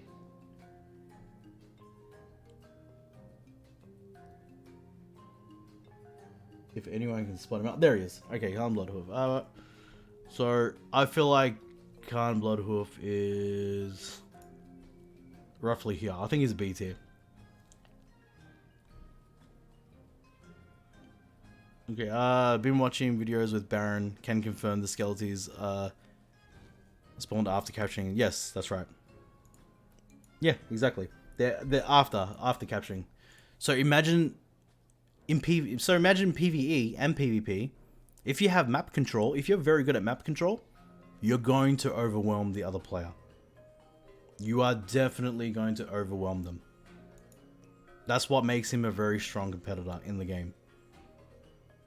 And PvP is definitely about map control, unless you're able to defend and cheese it out, which only some heroes might be able to do and some builds might be able to do. But I feel like it's always going to be inevitable. Says Khan, Bloodhoof. Okay, Rend Blackhand. Rend Blackhand. He's super strong. Health at 729. He starts off with his dragon. As soon as he gets killed, the dragon is killed, he demounts. He does elemental at the start, but then he does physical damage, I'm pretty sure, right after it. I use Ren Blackhand, and I'm starting to realize how really strong he is. And how beneficial he is to killing bosses, destroying towers, and so on. He's great at defending initially, and then great at assaulting right after it. Being able to have Living Bomb after he dismounts too is so crazy. If you know you're just going to run him into the ground. The thing is though, he costs 6. But having a free Living Bomb makes it worth it. Gain resistance while flying and armored while dismounted. See, that's also such a good talent for him individually because he costs 6. You're not going to have that many units on the field unless you have massive amounts of gold control and map control. Then Rend will become a problem to fight. The other flying troops cost 1 less gold when Rend is in play, but no less than 2. See, that's pretty decent. Being able to cycle through units like that is crucial for Rend Blackhand. So, where does that put Rend? Where does that put Rend?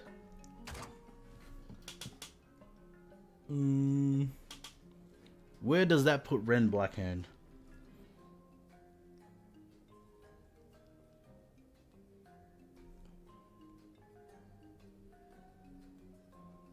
Just tested it. Skellies spawn without capturing. Maybe additional Skellies spawn on capture. Yes, they do. They spawn on capture. It's every single building that you control. Let's have a look here. Which making backdooring very difficult to do. I am going to take a risk with Rend, and I do think he's A tier. I do think he's A tier. I feel like he can, because he can definitely beat Hogger in a fight. Raise Rend or I re-queue again? What, to S tier? See, like, I'm not too sure if he's gonna be, I know.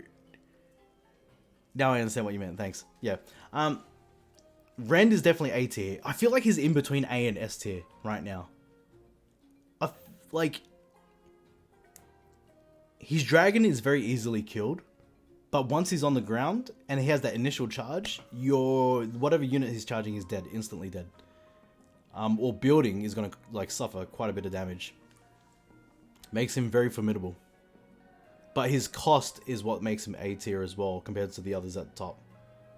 The cost of him to play is very difficult, so that means you have to cycle through quite a bit of units. And also you have to play him at the right time. You can't just throw him out. It has to be the right time, the right place, and everything to make a really decent counter push or assault or good defense. But I feel like he's almost in between A and S tier, but I'll put him in A tier for now. I feel like he smashes Baron Rivendare though. I feel like with him, actually, he could be such a problem for Baron. He can beat Thalnos as well. I'm pretty sure he can beat Thalnos. Oof. The thing is, without seeing more builds, it's hard for me to rate some of these. Yeah, that's right. Exactly. That's why right after this, we're going to go into builds. Like, what builds do I think is powerful, you know, for these heroes? And then we will look back at this chart and we will see if it adds up. And then we'll make our final decisions right at the end of the, when we look at both. You know what I mean? That's why I feel like this could change. But just for right now, as an individual unit in the game, this is the ranking I feel of how useful and how great they are, PvP and PvE.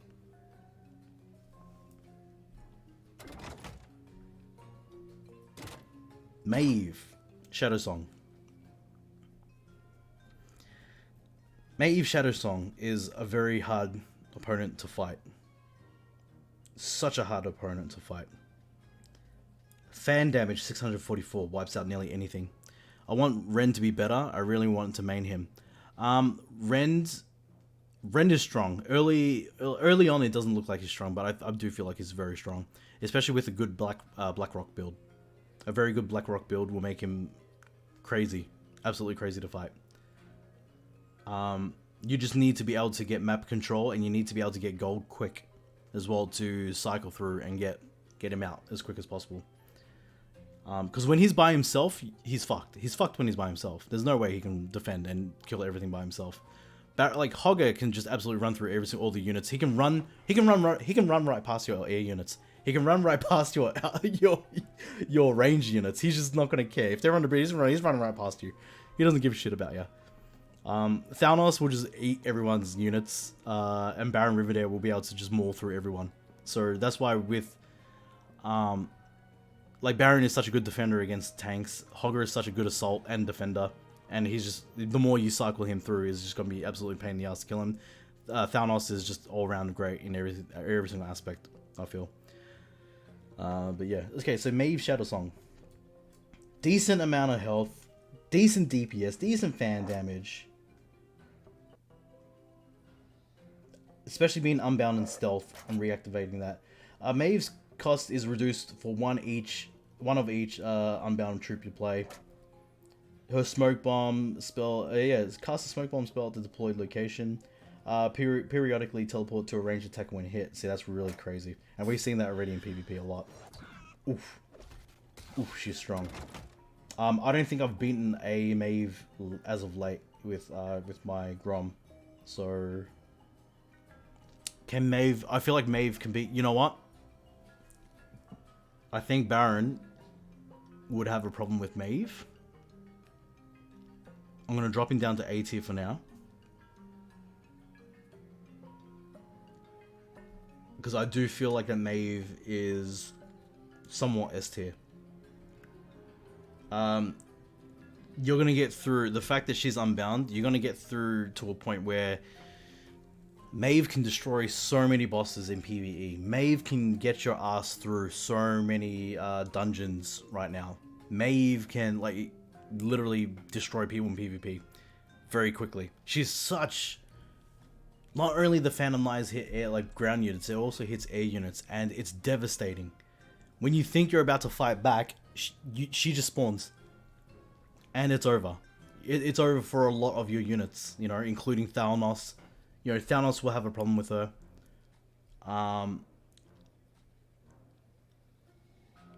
Could she beat Hogger? Could she beat the others? Like, I feel like she can beat nearly every single hero in this game. I feel like she can beat nearly absolutely everyone.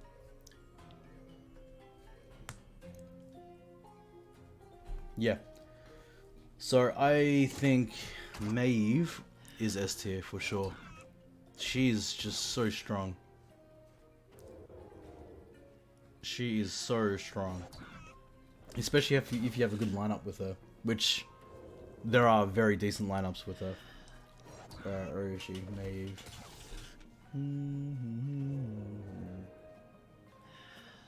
There she is. I think Maeve is actually S tier. I think Baron is somewhat A tier, in between.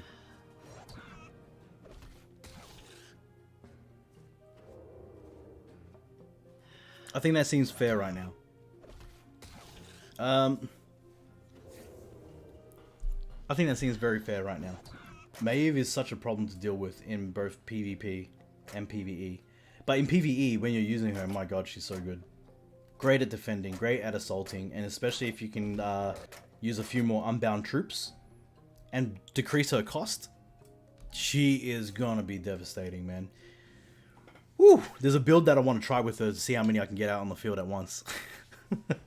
But that requires gold control as well, like gold and all that shit, like all the control in the world. and then literally only using her to fight. I do believe she's S tier. Yeah, when I really think about it, yeah, Baron needs to go down. She needs to go up. And yeah, oh yeah, I'm pretty sure that's like literally. Yeah. Okay, so now Grom, my dude. Old Grom. Grom Hellscream. He is probably one of the strongest tanks in the game. I think he does have the most HP. Does he have the most HP, or would Sneed have it? His DPS is not that great. 200, like he's level 13 right now. It's 272 DPS. It's not that good, but he does have Bloodlust, and with Blood Rage, it makes it okay, but it's not great. I feel like with Cleave, it makes him an okay defender and okay at assaulting. Like he definitely is much better with sweeping strikes. Just ask Rook about his lineup. He uses Rend and rolls people. I know. Yeah, I know. He just rolls me all the time. Can't even defend against it.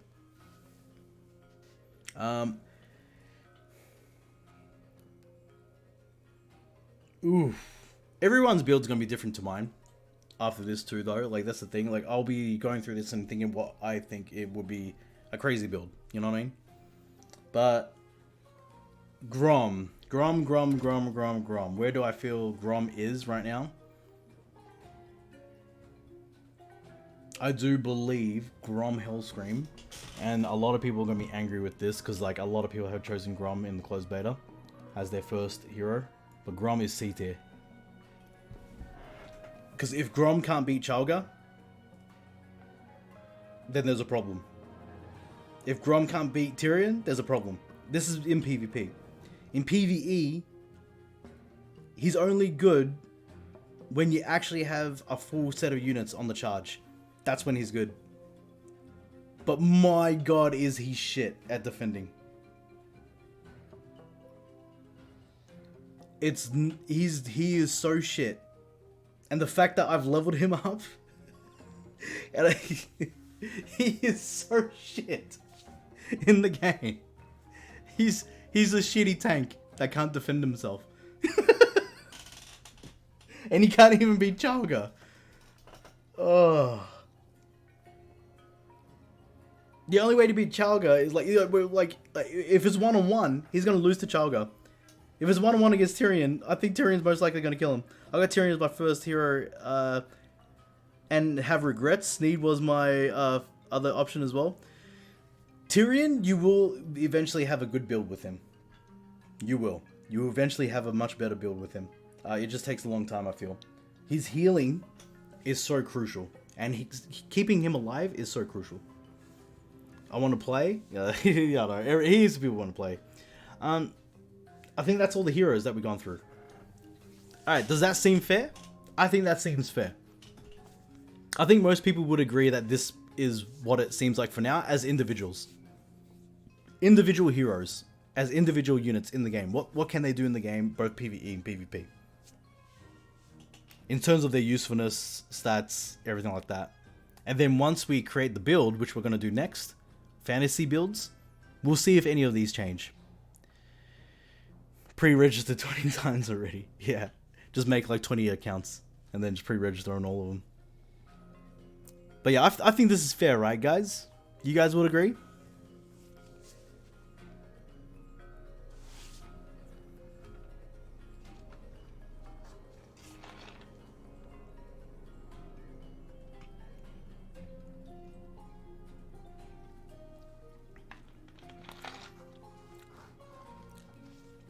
I was trying to remember my third, never mind, he's an F tier.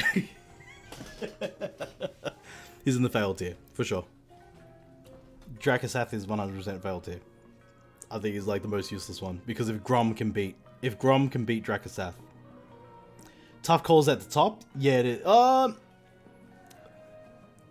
think it's very fair to have those three at the top. How do you not get forced into verifying your phone number when making emails?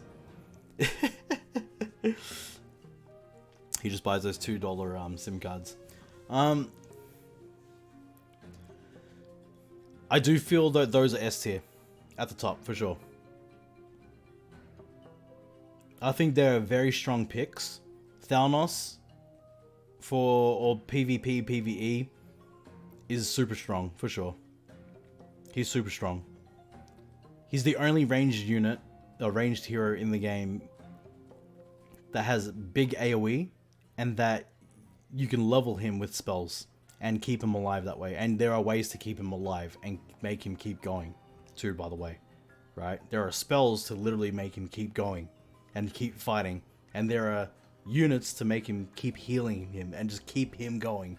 And he's just going to be so difficult to deal with. Hogger is the same thing. Who's your pick for PvE progression? Probably Hogger. Most likely, it's between all three of them, literally at the top. I'll choose any of them. If I had all three of those to choose at the top,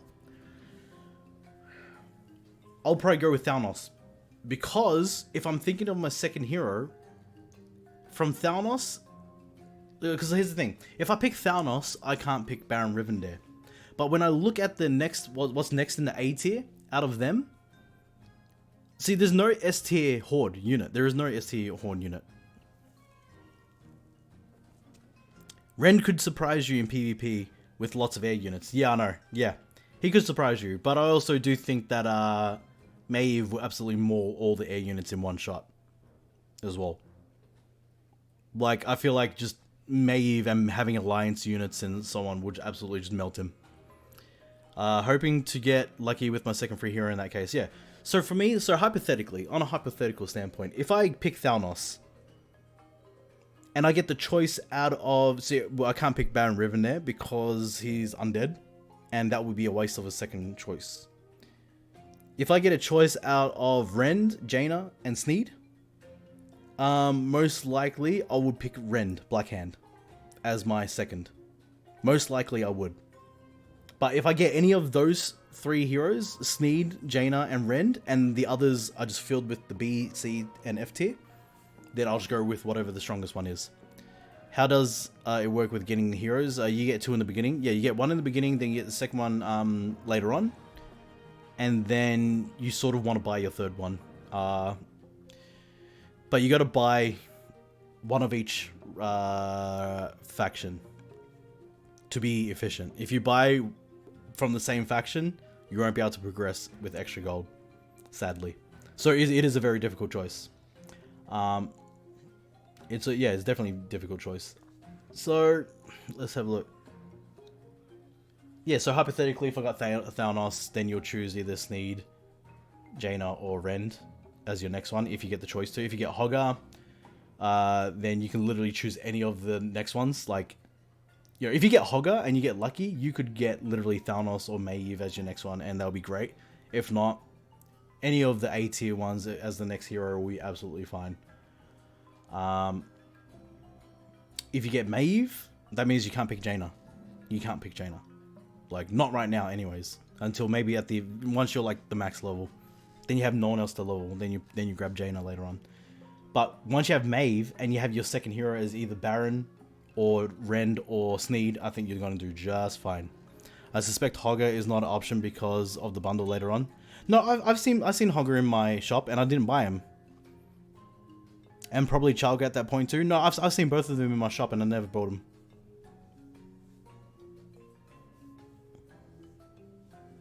I mean, as a first leader? No, you would not see him as a first leader. Fuck, sorry guys. Give me 1 second. I'm gonna have to mute my shit.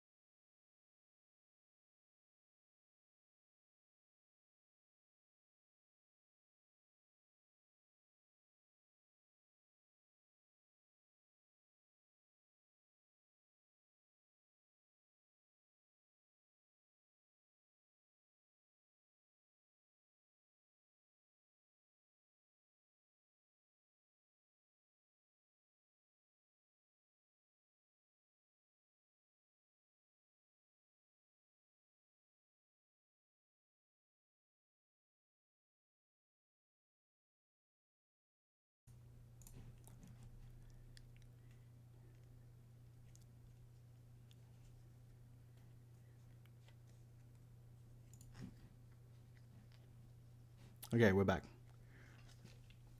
We are back.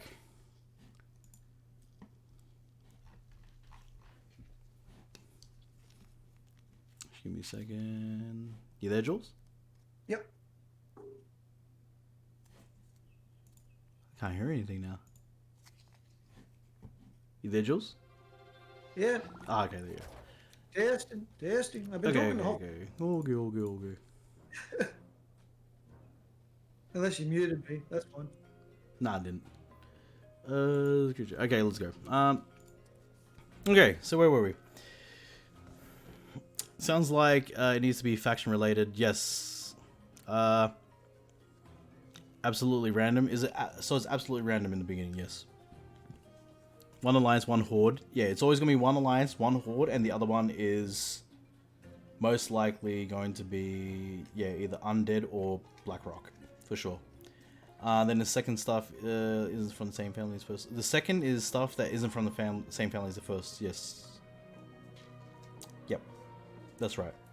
I think everyone is sort of on a preset when they get in. I don't think it's completely random, because if it was completely random, then I wouldn't see so many Jaina, Grom, and Dracosath first picks. So yeah.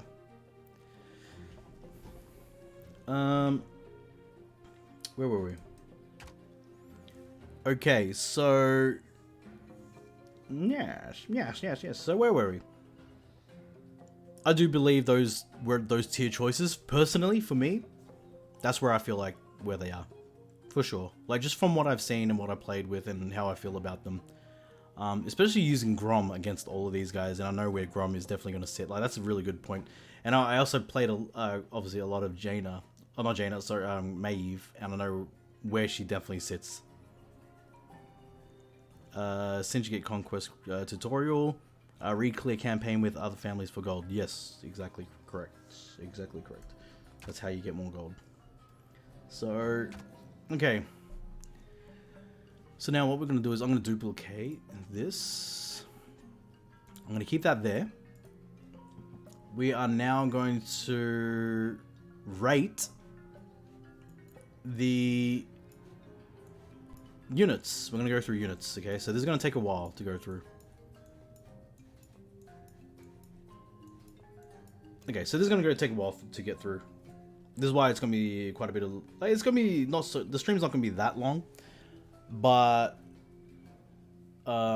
yeah, most likely 4 hours all up. So yeah, we're going for an hour and 40 minutes now. So this part here might take over an hour to do. But yeah, we're going to go through every single fucking unit. And in order to have that many, we're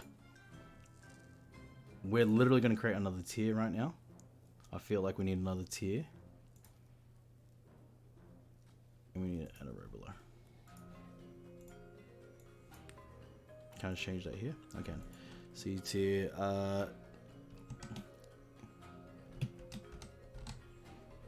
I do feel like we need another tier for this one. 6 tiers. I don't feel like anything's gonna be an F tier, but we'll see. Okay, let's get started, right? Let's get started. Let's just go through... I'm just gonna go through the bottom of my list here, and then I'm gonna go all the way up, right? I think it's just the easiest way to go through. So the first one will be the Abomination. Boom. See, in the preview, they put him as like this defender and shit. Noxious presence. Poisoning by enemies every 3 seconds. That's super strong. Pound at 50% health, and on death, stunning by enemies for 5 seconds. That's pretty decent. This tanky mass of flesh and steel will stun enemies whenever he lands and cleaves through unlucky survivors. So he has a deployed stun, and he's super tank. So it makes him such a great defender. But it does cost 6 though. That's quite a bit. The Abomination. The Abomination for Undead. How many people are really going to use him? I don't feel like not many people are going to use him. His abilities make him okay. But yeah, we'll see. Just for now, just for a reference point, I'm going to put him on D tier. Just for a reference point for now. This will change. The only way we'll know how great they really are is by once we start seeing more units up on here. The Abomination, next one here. Necromancer. I've seen Necromancer a lot. Cult of the Damned, on kill, summons a skeleton. Summon skeletal mages instead of skeletons, which is super strong, I think. I feel like that's super strong. Endlessly summon skeletons for protection while piercing through armored and elemental with shadow bolts. Oof. Armored with elemental. So he's pretty much like a big tank killer with summons.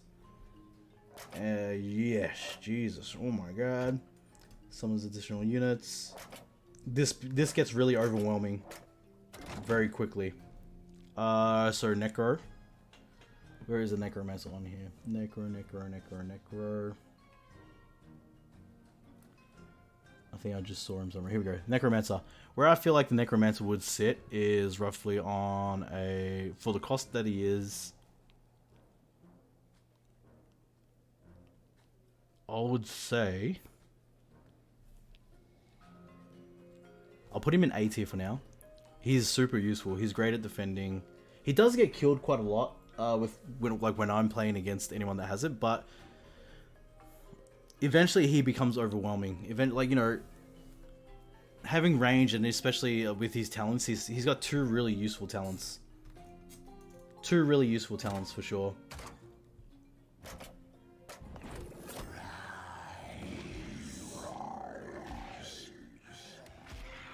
Yeah, that's pretty useful.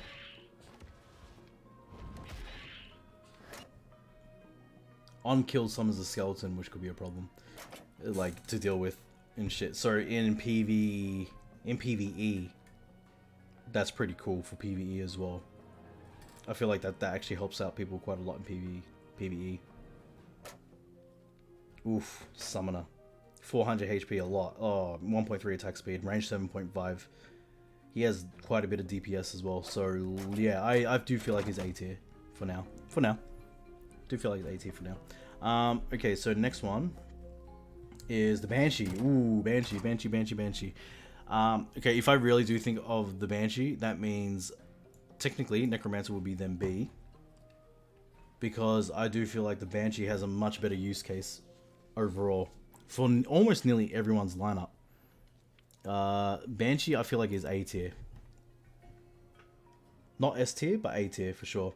Being able to steal tanks like that, so the Banshee, if you're up against Hogger, Banshee is your counter for sure. Banshee is almost your one and only counter to him, because she only costs 4. You get to steal a powerful Hogger against your enemies. In PvE, as soon as you see a tank coming towards your base, you just drop a Banshee. You don't have to use poison. You don't have to use elemental. You just drop a Banshee. It's so strong. It is so powerful, you know? So, you drop a Banshee and you hope they don't have range units. If they have range units, then you should be summoning skeletons on top and just distracting them for a bit. Possessed targets detonate on death, damaging nearby enemies. And possessed targets gain bloodlust for 10 seconds. It's fucking crazy. It is crazy. It is crazy, man. Woo. Woo. Possession. Oh my god. Possession. So strong. That's definitely A tier for sure. The Skeleton Party. Summon a tank, rogue, priest, and 2 mages. Gain 1 level for each deploy. That is one of the best talents in the game. That is definitely one of the best talents in the game. Especially if you're making a cycle build. If you're cycling like crazy, this is... So if you have heaps of cycle units, then 2 units that you'll play constantly, that will eventually get stronger. This is pretty nuts. Especially the fact that they're unbound and they do frost. So they slow tanks down. They're elemental, so they're gonna, they should be able to destroy quite a bit of tanks. I feel like you're cleaving them down. They're gonna get cleaved very easily at the beginning. But if you use the right spells, they're gonna be treacherous. Partying is never wrong. What's this? Partying is never wrong. Yeah. Squad. Yeah, Skeleton Party. Skeleton Party. They have been so annoying. How I use my Worgen in PvP is how everyone's using their skeleton party. It costs 1 more, but if you don't have any defense at the right time, oh my god, your shit's going down. 100% is going down. But it does get easily countered by it doesn't really easily get countered. There's only a few units that could just be summoned on top of them to destroy them, or summon them further away, and then you can just take them out over time. But they will chop your HQ or your barracks down quite quickly, or towers down in PvP, which is crucial, especially if you're going Baron Riven there. That's like super crucial to have map control, and that is crazy. And especially game 1 level for each deploy, and you're cycling. Ugh, disgusting. Absolutely disgusting.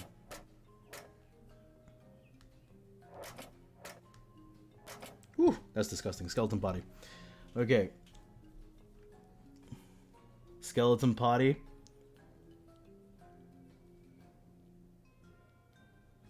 It's gonna be hard to define what an S tier unit would be, to be honest.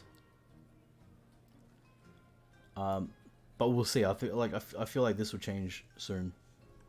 Unit and spells. Like spells will be included to this too.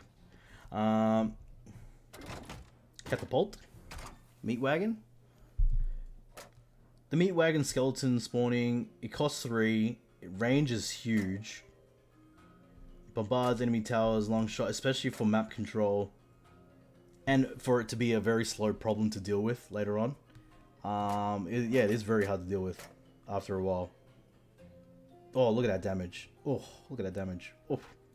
Especially if you manage to assault under the bridge in PvP, and if he's under the bridge and you can't target it, you're fucked. And then in PvE, I feel like in PvE, he outranges nearly every single boss. So most bosses won't even be able to target the meat wagon. So if you can keep it up, he's most likely going to kill nearly all the bosses. So the meat wagon, I feel, is... Jesus, the undead are definitely... I'll say... No, he needs a lot of support. So I think he's B tier. He needs a lot of support. You can't just send it out for no reason. Yeah, you can't send them out. You can send the Banshee out. You can send... Especially Banshees, even just stealing the gold mine at the start. You know, just to cycle through units. That's very useful. Summoning skeletons all the time. That's super useful. Yeah, so B tier. Yeah, I would say the meat wagon will be B tier because he does need a bit of support. A bit of support to go with. Cursed. Cheat death. Imagine having all these vultures. Imagine having all the vultures, like 20 of them, after you killed so many units and they just don't die. For how long? What is this? Affected units gain bloodlust but die after the effect ends. No. Affected minis heal small amount when dealing damage. Imbue your minions with one last breath of death, preventing them from dying. Oh my god. I can imagine this with Blood Mage Thalnos. Oof. Oh my god.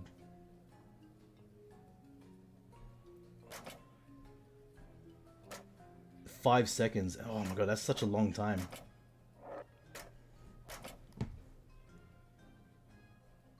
It does cost 3. Cheat death, cheat death, cheat death.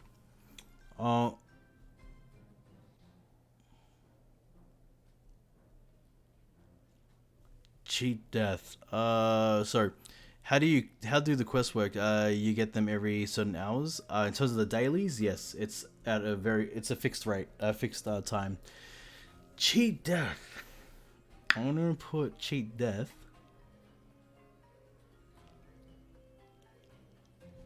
Especially when you're fighting bosses in PvE, that is going to be so useful for a lot of units.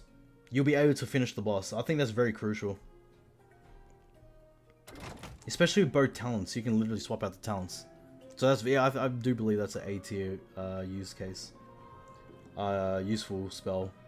Let's have a look here. So you can see that there's a pattern here. Coming up soon. Okay, so here we go. A ghoul, just a straight up ghoul. Cannibalize and gets armor for 10 seconds, which is quite a long time. Gets blood loss for 10 seconds, quite a long time. Deals 50% additional damage to targets at or below 50% HP. So he's great at cheap but ravenous tank, ready to feast on fallen enemies that run to replenish his health. He's such a good cycle unit just to throw out there. It's not like he's hard to deal with, it's just because he doesn't have that much HP as for a tank, and he doesn't have that much DPS. But as a cycling unit, just to throw out there, he's pretty good. But he does need a lot of support though. And I feel like there are much better cycle units to go through instead of just him. So where's the ghoul? I'll say ghoul's like C tier. I don't think he's like that great, to be honest. Does that mean the abomination's better? No. The cost of the ghoul, he's a tank. He's there just to cycle through. Like, that's his purpose. But if we're not really going to use him too much, like, I feel like the abomination's not going to be used that much at all. Until we see what the third talent will be for the abomination, which I feel like is going to be the feast. He's just going to eat a unit. Once that comes in and that's actually confirmed, then I feel like the abomination will move up to like maybe C tier, because he still needs to be quite heavily defended. Party, cheat death, and Thalnos. Yeah. Oof. Disgusting. Disgusting. It is absolutely disgusting, for sure. Okay, so let's go to the next one. Skeletons. Straight up skeletons. Great for cycling, for sure. Unbound, especially the fact that they're unbound. One skeleton gains armor, one gains resist, and one gains stealth. Or just gain taunt straight up. These skeletons can arise anywhere on the map. I feel like they're so clumped together anyways that they're going to get destroyed by AoE. These skeletons can also arise on the map. Yeah. Or claim a remote resource, as in like the chests and all that shit. They are cycle and they are unbound. They are pretty annoying to deal with, to be honest. And they fit into so many people's builds. They fit into 3 heroes builds. Or 3 heroes of different factions. Like, they definitely fit so well as a cycle unit too. Skeletons. I feel like skeletons would say they're okay. I'll put them in B tier for now. The cost is cheap. They are much better than the ghoul because they're unbound. You're able to have map control with them. Every time a summoning stone is being captured, and as soon as they walk away, you summon skeletons. You can summon skeletons at any, you can deprive. The ghoul cannot deprive the enemy of gold. The skeletons can deprive the enemy of getting gold, and they can also capture buildings and shit. They can just maul. Yeah, they're pretty fucking decent. They're pretty decent. Okay, let's move on to the next one. Corehounds. They cost 6. They're hard to deal with. They both have to die at the same time. On resurrection, damage nearby enemies. I feel like when they're level 7 or level 6 or 7, they're gonna be hard to deal with. Deal 50% additional damage near towers and meeting stones. That's so crazy. This pair of resistance tanks is only dead when both are snuffed out. When one falls, the other one rekindles. Revive, resistant, and their tank and their squad, and they cost 6. Damage 1-7. That Tyrion build with Corehounds was pretty crazy. They have a lot of HP, and by the time they're about to die, especially if you got cheat death, or if you got Tyrion, or if you got a healer with them, they are very hard to manage and fight. Especially if you split them. If you split them in lanes, ooh, they're hard to deal with, especially if you can keep only one of them alive and focus all your attention on that one unit. Oh, Devastating. Core hounds are really good. Core hounds are really good. Especially on resurrection, they damage nearby enemies. Yeah, I feel like core hounds are almost they're an AT unit. Wait, oh, they do need support though. Actually, they do need support. But they are much better than the skeletons, much better than the meat wagons, and they're much better than necromancers. Because if you manage to split them up and keep them alive separately, I feel like they're sort of like... Core hounds have been painful to go up against the PvE. Yeah, exactly, yeah. If you split them up, when you split them up, and you get to heal one over and over and over again, and if they keep dying separately, oh my god, they are a pain in the ass. You should never send them out together. As much as you can, send them out separately. So you split them when you try to spawn them. That's why I feel like they are pretty hard to deal with and they're just fucking nuts. So far I haven't seen people use them properly, but that's how the way I would use them non-stop. Is to split them, all the time split them and put support units with them. And then, my god, it will be they will be devastating. Especially if you've got the talent when they resurrect and they AoE damage. They're gonna be so annoying. They're gonna be fucking annoying. Oof, they're gonna be annoying. My god. So that was the Core Hound. Molten Giant. Molten Giant proclaims that it is the strongest tank in the game. On death, exploding nearby enemies. Gain Taunt.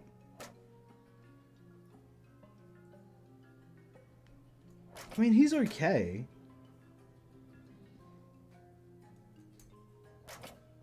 He is definitely devastating to towers, but he's not... His DPS is so slow. He's got tremendous amount of HP, which is the most as a unit in the game. He is armored. He does siege damage. He sucks at fighting units. He's not really that good, is he? Honestly. I feel like he's a C tier, or maybe D tier, honestly, Molten Giant. I don't think he's really that good. The cost of him as well. There's just much better ways. He has elemental damage. Check on the enemy deck in PvP. He's an elemental damage. Check on the element.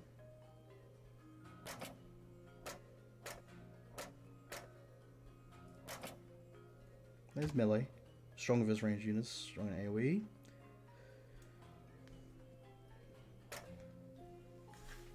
Always felt like a mini they made for a campaign maps to have, then gave player access. A mini they made for campaign maps to have, and yeah, as in they need a reliable elemental damage support, but yeah, too expensive. Yeah, nah, 100%, it's too expensive. Molten Giant, they are definitely the strongest tanks, but they're so easily countered. My Headhunter, that's physical damage, will beat it. Like, it's like, you know, like if my Headhunter's sitting behind the tower, then both the tower and the Headhunter is going to kill it very, very, very quickly. Like one for players run into campaign and panic. like one for players run into campaign and panic. Yeah. I feel like the Molten Giant is just not good enough. I think he's like a D tier. He's not completely useless. He's not completely useless. I'm not sure if there will be any F tiers in this. I am just not too sure. Let's have a look. Boom. Our heroes, yeah. F tier, because my F tier, I just would never use Dracosath. I would just never in my right mind ever use Dracosath. Here, I would like to find a good build for a bomb. The Abomination. Maybe they might go to F tier, honestly. They might go to F tier. AKA Banshee target number 1. Exactly. Every time I see a Banshee, I just shit myself because, like, you're sending out your best units, you know, unless you're sending out your skeletons. Like, sometimes I don't want to sacrifice a certain unit, so I have to play, like, maybe either a cheap cost unit, like a Headhunter, or the Knoll, or one of, like, my Footmen, and just sacrifice one of my Footmen.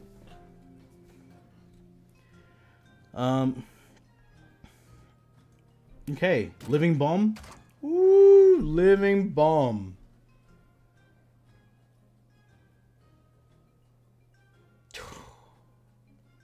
That's devastating.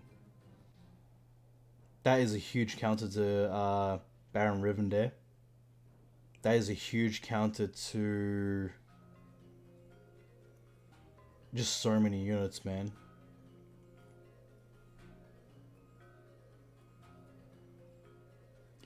Especially in PvE. PvE, they rush the living shit out of units all the time. And if your Living Bomb is your first fucking spell in your lineup that you get to use in PvE, that is so strong. In PvP, I feel like you will always be able to use Living Bomb at some point. Especially if you have map control. And you got gold control. Spell radius increased by 25%. Affected enemies are dazed. That's so good. That is so good. Oh, that is so good. That is so... Fuck, that is so good. Especially when you know you're about to get fucking destroyed. Living Bomb. I'd say... Honestly, you can use Living Bomb in every hero's lineup and in nearly every single lineup. I feel like you could manage to use Living Bomb everywhere. On anything. Obviously, except for single target units. But the fact that it's so versatile, you use it for both PvP and PvE, and especially PvE to get you through and get to, because you're literally gonna be leveling a lot and getting all your money from PvE and questing and dungeons too. My God, Living Bomb. Will Banshee take entire squads? No, they'll only ever take one unit. A Core Hound. They'll take one Core Hound, yeah, but as soon as the Core Hound dies, then it's over.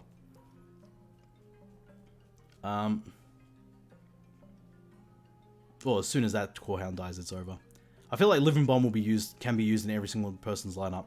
It does cost 5, but the use case of it for both PvP and PvE, a lot more in PvE, but in PvP, I feel like you can still find a right time to use it. Because there are 5-cost units out there that suck. You know, the grunts suck.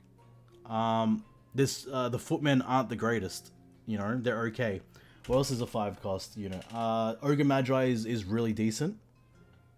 The Huntress. See, look, like it will do better than the Huntress. Living Bomb will do better than a Huntress any day.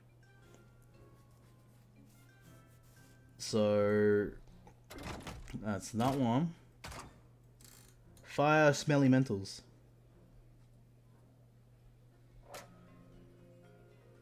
Periodically. See, having that immolation aura might be pretty... Ooh, on death summon a pool of lava. Now, but most likely you're going to get countered by air units.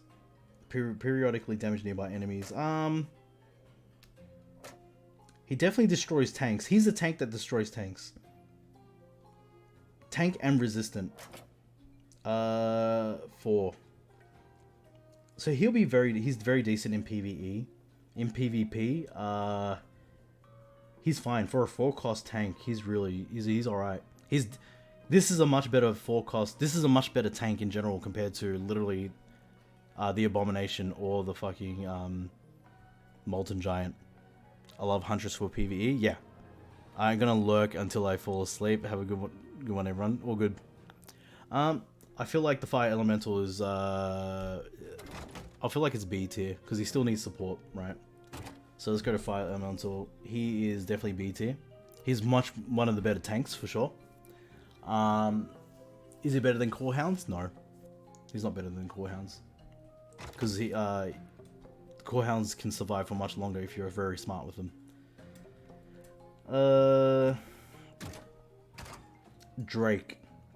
Drakes are useful in PvP because the lanes are so small. Most of the lanes are so small. Look at that. That's like... Periodically summons a whelp egg. Oof. Perch on top of a nearby tower and staying there to defend it. I feel like I want to see that happen. I want to see that happen. And I already know for a fact, in PvE, that would be so useful. To have a Drake roost on top of your tower. So you know it's never going to be taken ever again. Because my biggest problem... See, well, that's for towers. So that won't be for summoning stones. Unless someone can confirm in chat if that works on summoning stones as well. Most likely, I think it's only towers. But the Drake is good, man. The Drake, it's really decent as a unit, I feel.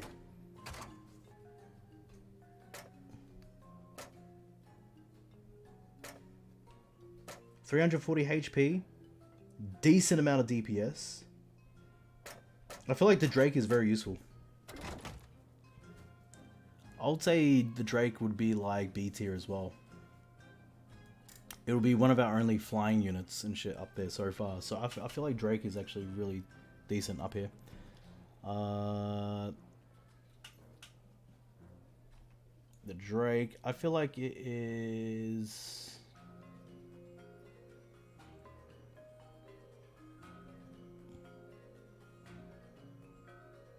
Does he still need support? That's the question. Does he still need support? Is he super strong? Is he the best flying unit? No, is he a problem in PvP? Yes. But when he is supporting tanks and destroying air units, he's very decent at doing that. So he's actually much better than, especially with Ren Blackhand. He makes, so you know what? I think he's A tier, especially if you're using Ren Blackhand, because most likely you will be using a Drake with Ren Blackhand. I feel like that's given. Makes him cost 3. Ooh, yeah.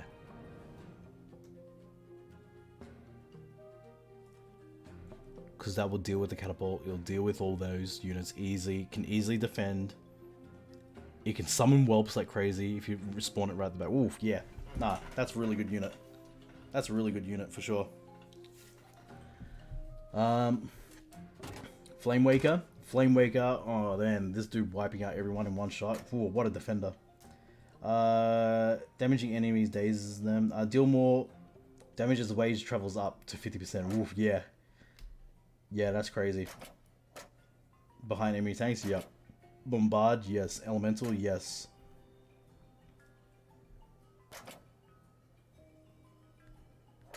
Flamewakers really destroy it, and they're really good in PvE.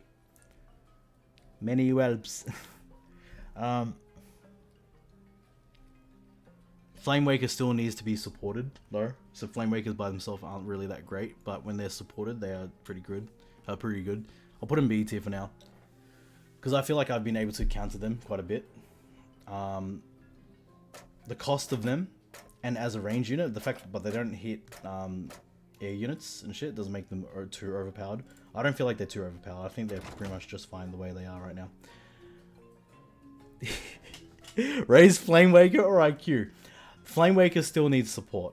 You can't just send a Flamewaker out by itself. It'll get countered too easily. But yeah. Flamewaker's definitely there. Nah. Because you have Flamewaker... Yeah, no, yeah, I think Flamewaker is where it should be.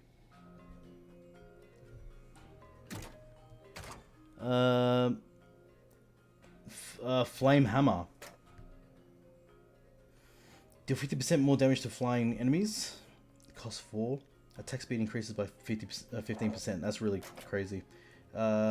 Furiously flings hammers at foes. Starts slow, but her armor melting momentum can't be matched. That is true.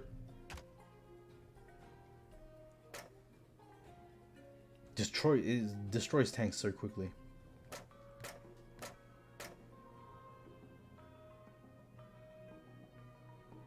But it does need support though. It is a single target unit. One target, yeah, so it's not really the greatest.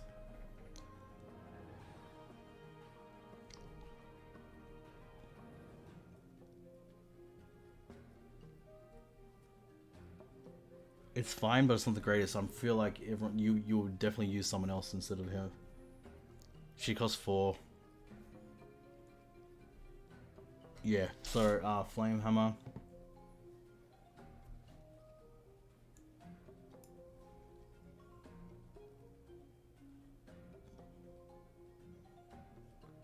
Flame Hammer. Okay, so I don't think Flame Hammer is really that great. Actually, I'm gonna put a C tier. Because they're going to be much better range units than her. at a much better cost or much better utility. Whelps, great for defending. Yeah, and absolutely great at destroying tanks. Deploy with one extra egg. When one egg hatches, the others hatch immediately. I don't think that's you would need that. Damage nearby enemies while hatching.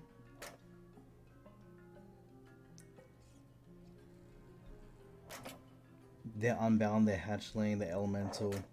They're a pain in the fucking ass. Their use case is pretty good. I'm pretty sure the whelps are B tier. For sure. Waker at least A. Probably S. He carries PvE Conquest and Rex Towers with the second talent. That is... Oh, yeah, no, that's right. Yeah. Hey, I do keep saying that they are overpowered, right? I do keep saying they are overpowered. And they are, in a somewhat way, they are fucking overpowered. So yeah, I will put them up to A tier. That is true. Like, the Flame Waker, it has been a problem for me throughout all of PvE and PvP. And that's just not because of the heroes that are used. That's because every fucking thing that it touches, it dies. For sure. Yeah, no, you're right. Whelp eggs, though. Sad for the whelp eggs. I don't think the whelp eggs are as good.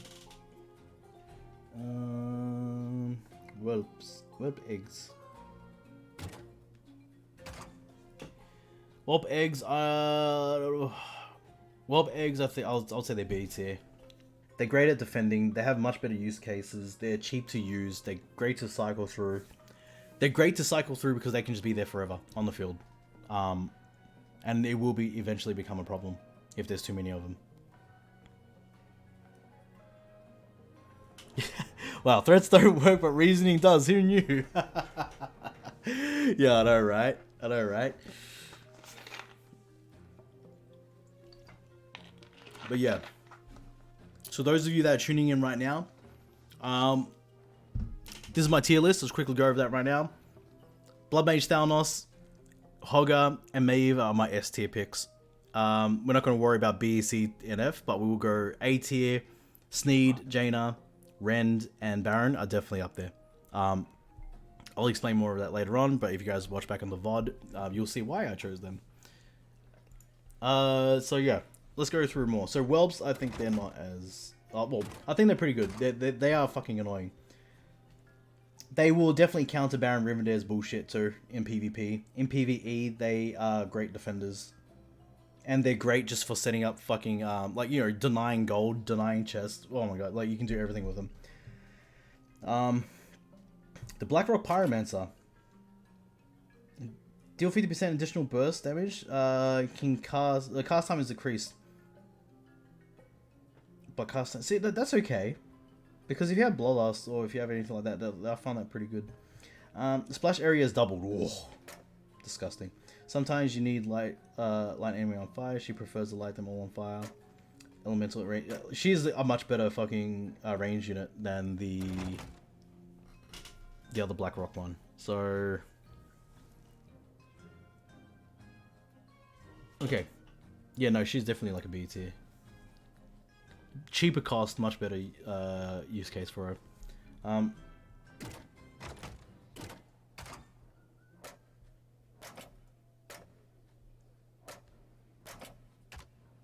Yeah, for sure. For sure. Much better. Boom. Boom. Yeah, for sure. Definitely up there, B tier.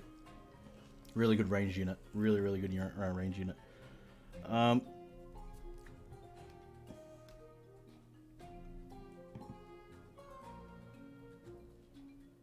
What else is there? Just give me a sec, guys.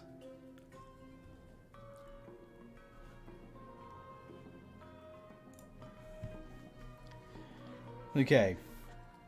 Moving on. There's so many years to go through. So many units. I think we're almost not even halfway.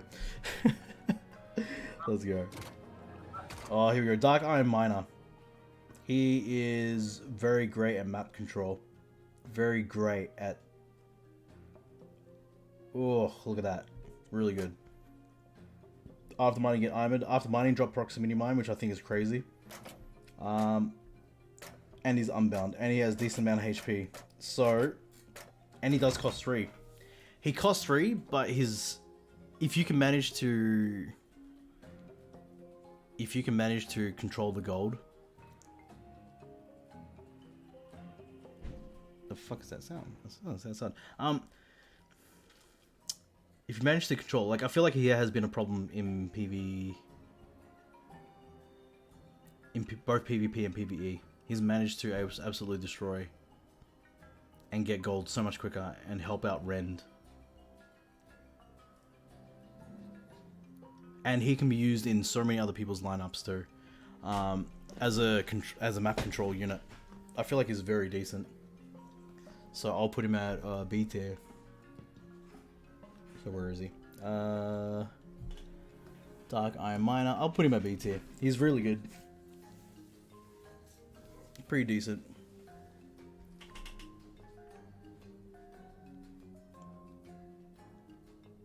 Okay. Next one is Earth Elemental. I think the Earth Elemental is really shit. What's up, man? Yeah.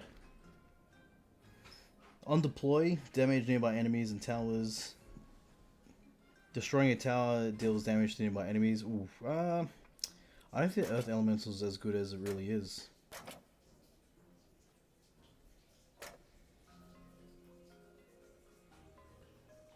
Unbound. Somebody, siege specialist, yeah. I just don't think he's good enough, man. It's like 940 HP only. Obviously because he's unbound, or else that'll be too overpowered. I don't think he's good. You still keen to go to the pub for a minute? Yeah, most likely I'll be finished streaming like 7 o'clock roughly, and then we'll pick up Julian and then we'll go to the pub. Julian gonna come? Yeah, Julian gonna come. Yeah.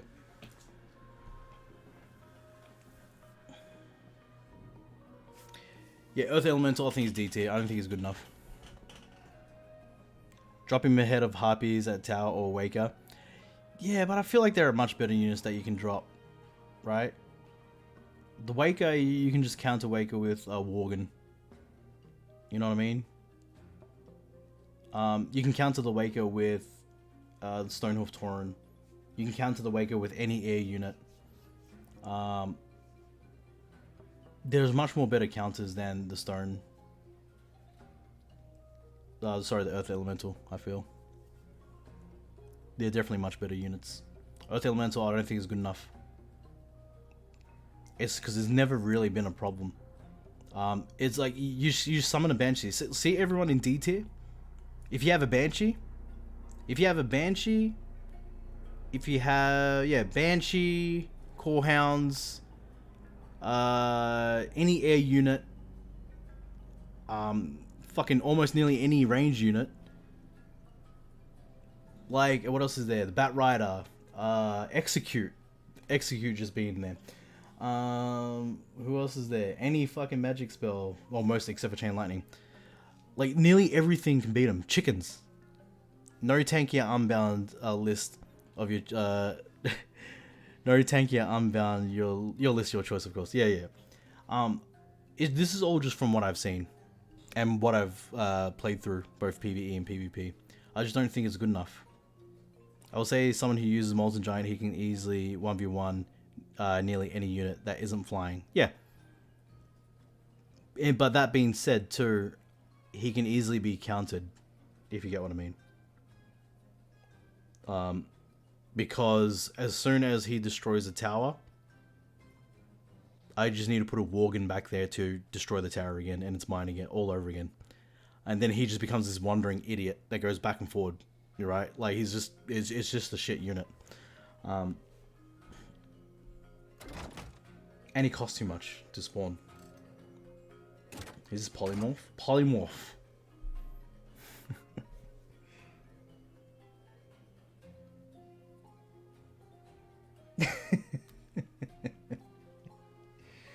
I feel like polymorph is actually a really decent spell, but I haven't seen it in action yet.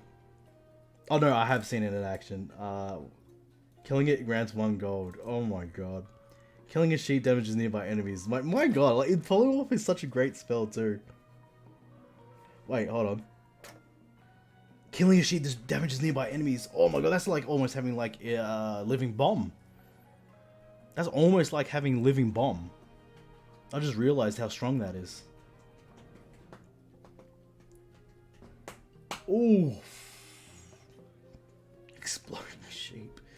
Oh my god, if I get that. Oh my god. 6 seconds.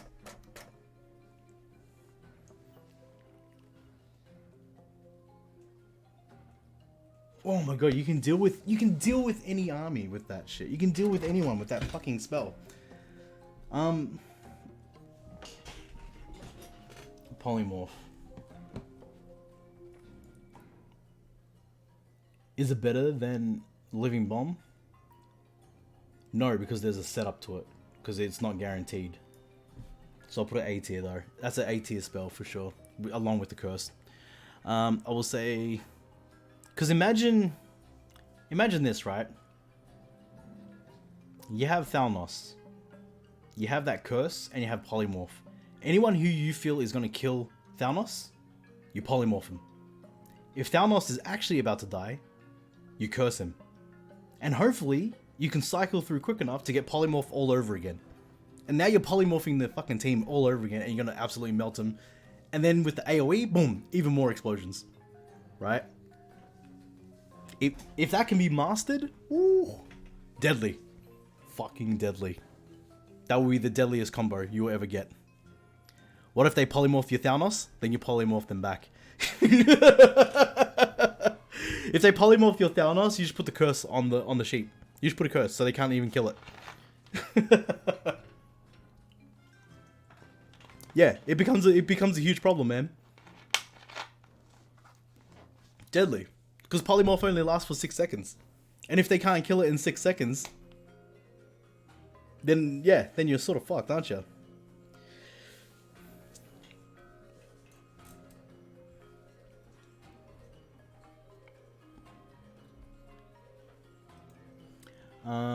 Okay, so that's polymorph. Harpies. A huge problem in the game. They gain the minor trait. Oh. They double damage every 3rd damage. Oh. A trio of 3. Yeah. They're a squad. They're flying. They're fast. We know that. They're fucking good. They are definitely good. They are one of the greatest units in the game, for sure. They're better than the Gargoyle, I feel. They have much more use cases. But they're not tanky. Oh, I don't know. Angry Chicken, S tier for sure. Yeah, if you choose the big chicken, the big cock, then sure. With that talent, it'll be the S tier chicken. Harpies. Harpies can deal with so many problems.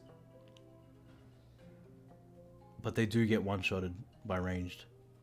Almost one-shotted, but they do become a problem. And they are a little bit tanky too, after a while.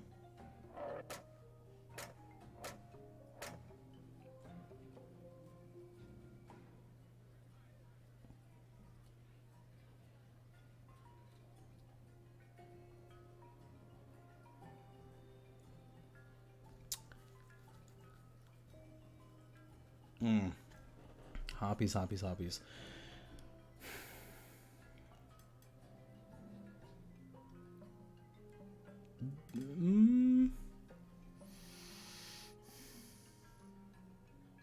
I'm just thinking in my head how I'm playing them in battles against all these units.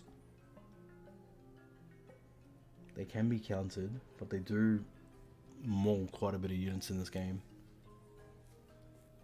They can get gold for you. Wind Fury is strong too. And then if you... it'd be very hard to protect them, though. I feel like they're very hard to protect, though, because every time I went up against them, I've been able to kill them. But they are annoying. They are quick. They do get ahead of the pack way too quickly, though. I feel like Yeah, their fast respawn rate in Northern Barrens. Yeah. I think, overall, I think the Harpies aren't as...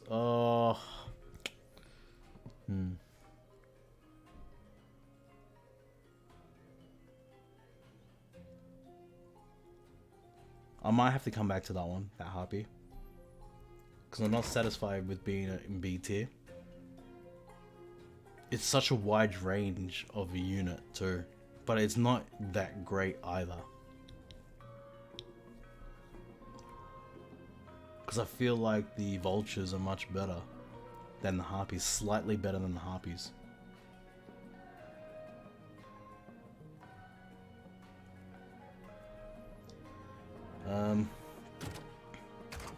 Raptors.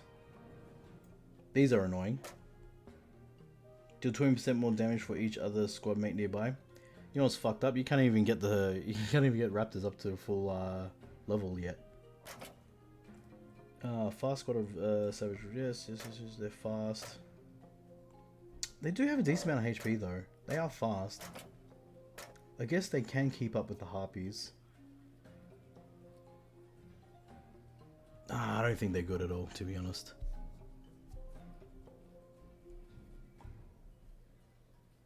They do cost 3 though.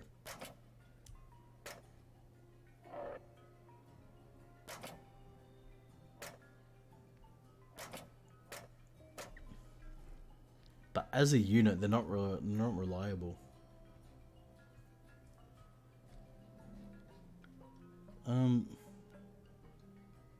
They get countered by so many units. Every single unit. Because when you look at this ladder, like technically it's a ladder. They will definitely smash the catapult. They will most likely kill the Necro. They won't kill the tank. They won't kill the Whelps. They will not kill her with AoE. They will definitely kill the Miner. They won't kill the Harpies. They'll easily get polymorphed. They will easily get wiped out. They'll easily get wiped out. They will not be able to kill all the core hounds. They will not survive. The Banshee will just take one of them out anyways. Living Bomb will absolutely maul them to death. Can they maul these tanks? Yes, they are great at killing that tank. They're great. They're okay at versing that tank. The Abomination, they're okay with that. Yeah, I feel like that's where they deserve to be. C tier.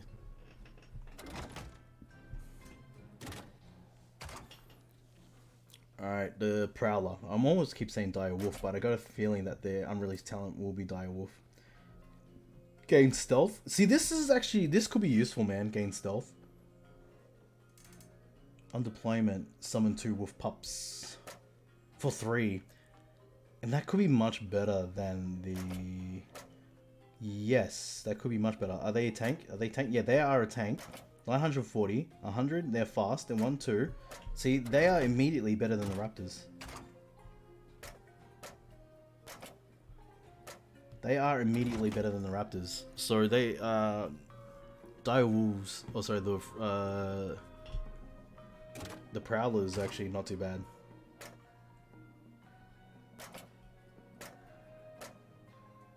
Yeah, I feel like they're not too bad. They're good at engaging. They're good at engagements. So, and they cost 3 as well. Where are they? I feel like they're here for sure. It's just the air units counter them so much. Air units can counter them, and certain tanks in this run. Stealth tank sounds like Torn Rogue. Yeah.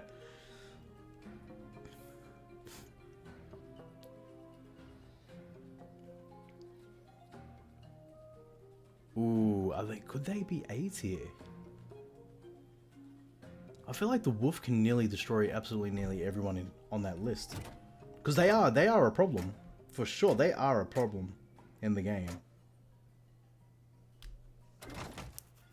They are technically better than Harpies. Technically they are. They're cheap so that you can cycle through them.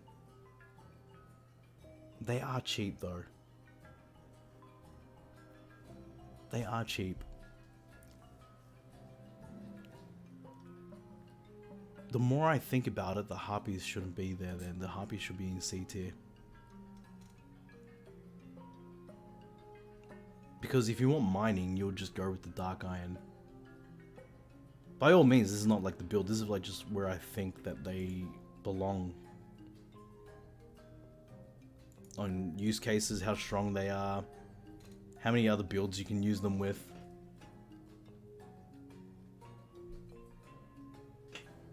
But yeah, we'll keep it all over because like when we start matching some of these builds and when we look at all three, we'll see and we'll make our final decision.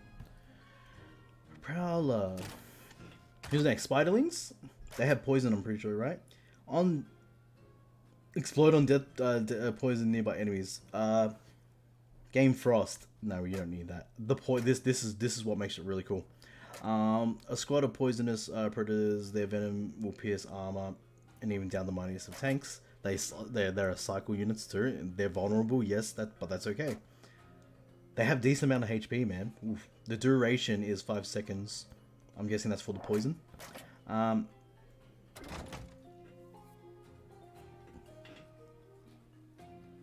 They are so good. Like, so when you really look at the cost of the tanks, this is also in PvE. When you look at the cost of the tanks, they definitely take tanks out very quickly. But they're so weak. Because the pumpkin dude is much better than them at defending.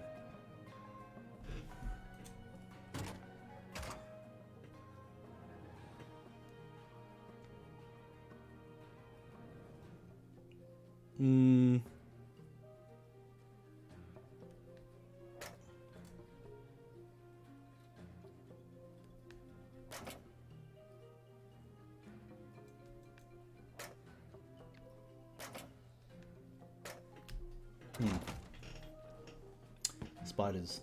Spiders. I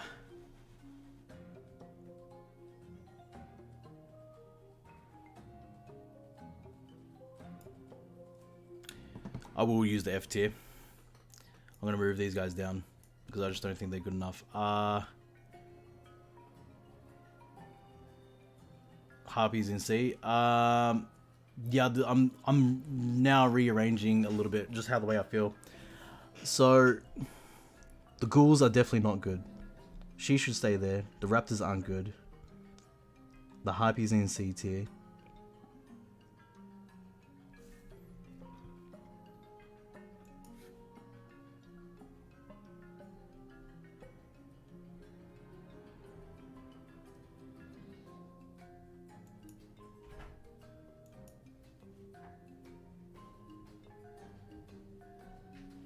Yeah, I think that looks much better. Harpy should be B tier. It's very difficult. Yeah, it's very difficult. Like, I'm still torn between these two ranks with harpies. The only reason I put harpies there because it's just they may be cheap. Oh yeah, that's so difficult, right?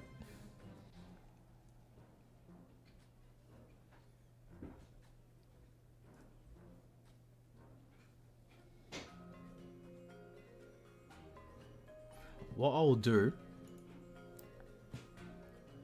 is I'll add another tier real quick. Because, so this should be C.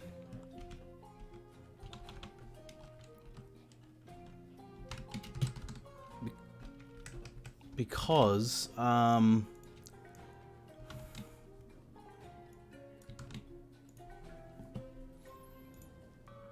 change the color of this one.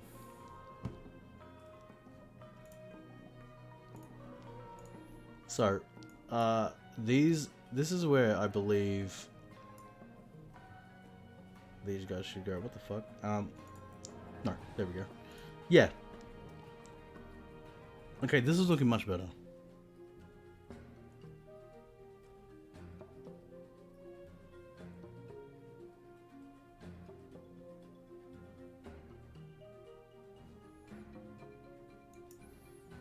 Yes, I think that's looking much better now.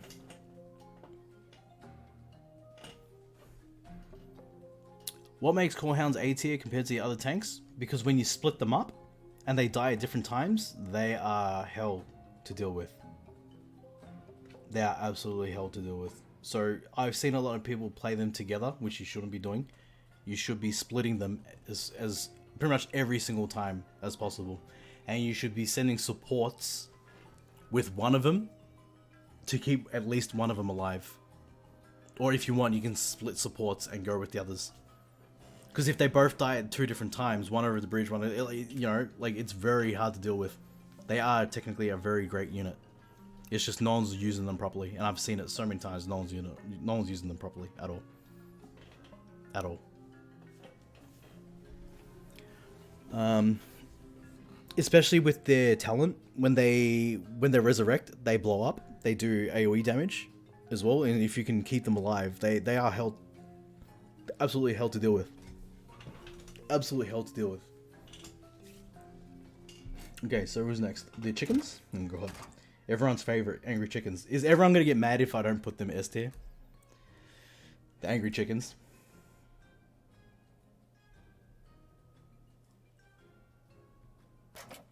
Who here is gonna be upset if I don't put them in S tier?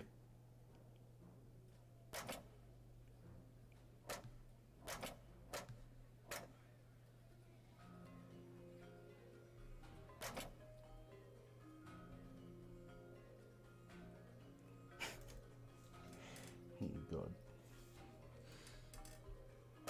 Let's be honest, they are a great cycle unit. They are a great cycle unit, right? I'm not gonna lie, angry chickens are actually pretty fucking funny. And they're actually very decent too, to be honest, if you use them correctly.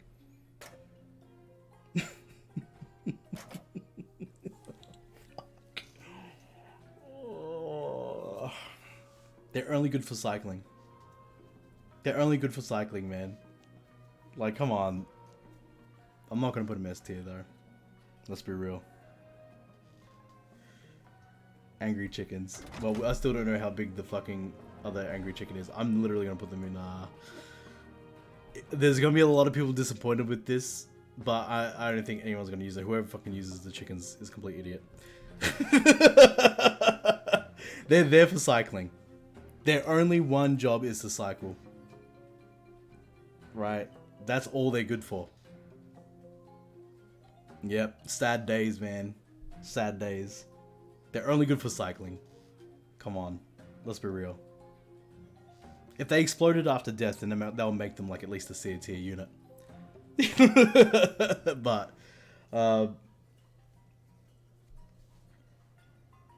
they are honestly shit. Even with the siege box that they have to move up closer to buildings, they just get absolutely mauled and countered and destroyed. It's not even close. Okay, you know what? I'll just keep people a little bit happy. I'll just put them in E tier. Because at least some people, I know people are going to fucking use the chicken. Like, so, and they're going to have a good, like, once I do see a good fucking build with them, then yeah, sure, I'll put them up later on. But no, not going to happen. They're not going above the rest. The Murkies. Murky Turkeys.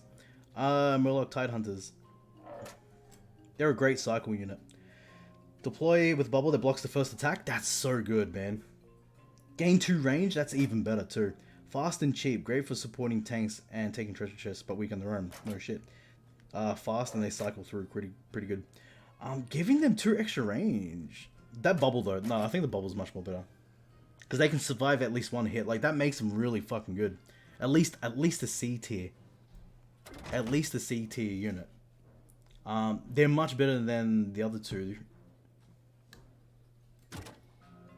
Imagine if they had poison.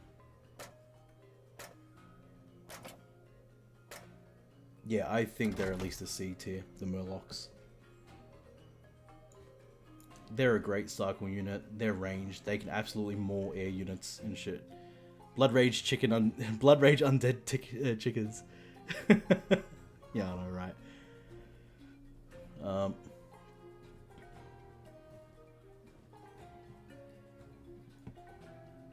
I feel like the Murlocs are really decent.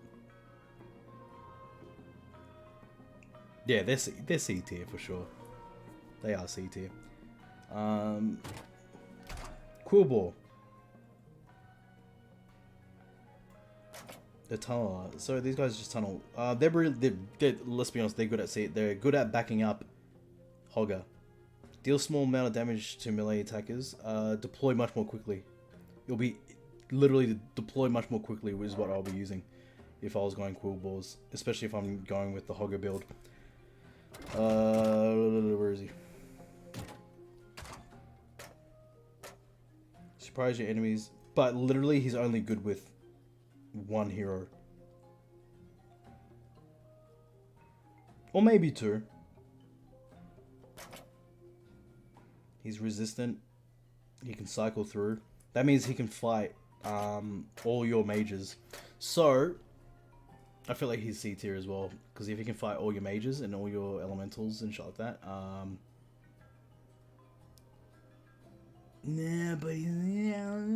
Nah, he's C tier. He's only good for cycling. There are definitely much more better units out there. Cool ball, cool ball, cool ball.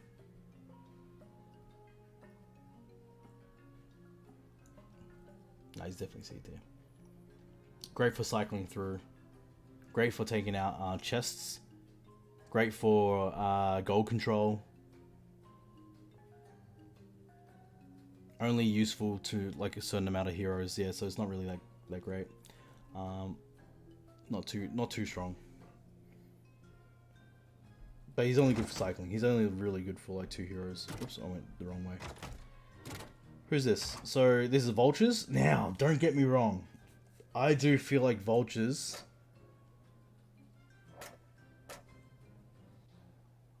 Oh.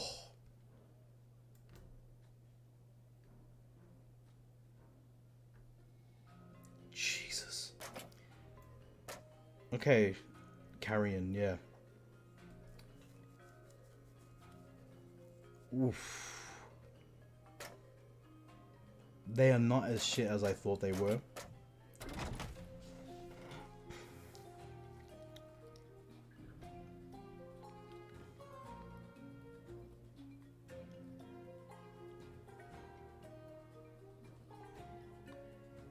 They are great to cycle through. They can counter every single ground unit that can't hit the air. They are easily countered by air units though. Headhunters and huntresses and the dragons and so on. Jaina can beat them. Like, oh, where does that put vultures? Where would that put vultures?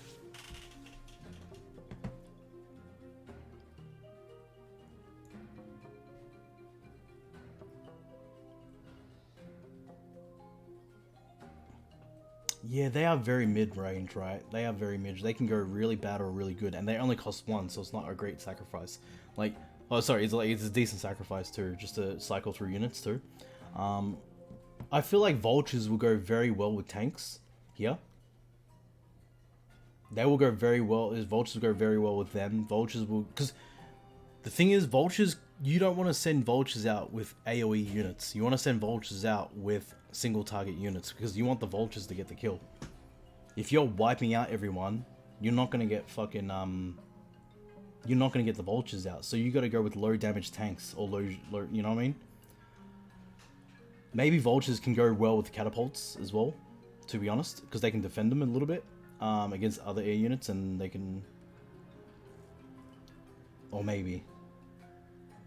No, yeah, they're definitely mid-range. They're definitely mid-range, for sure. Time is it? 5:30, nearly 6 o'clock. Yeah, I knew this part was gonna fucking take a while. Vultures. Okay, so this dude costs way too much, Mountaineer. I don't think he's that good.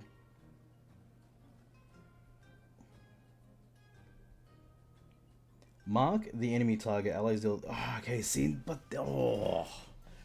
that talent makes it really decent, man. 30% additional damage, like for PvE. For PvE, that's fucking amazing, man.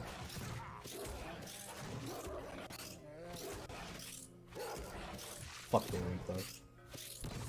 They're sort of weak, but the thing is though, you should be able to get 2 sets. Once there's two sets of them, especially with Hunter's Mark.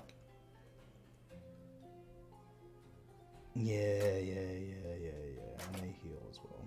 That with Tyrion as well is very strong.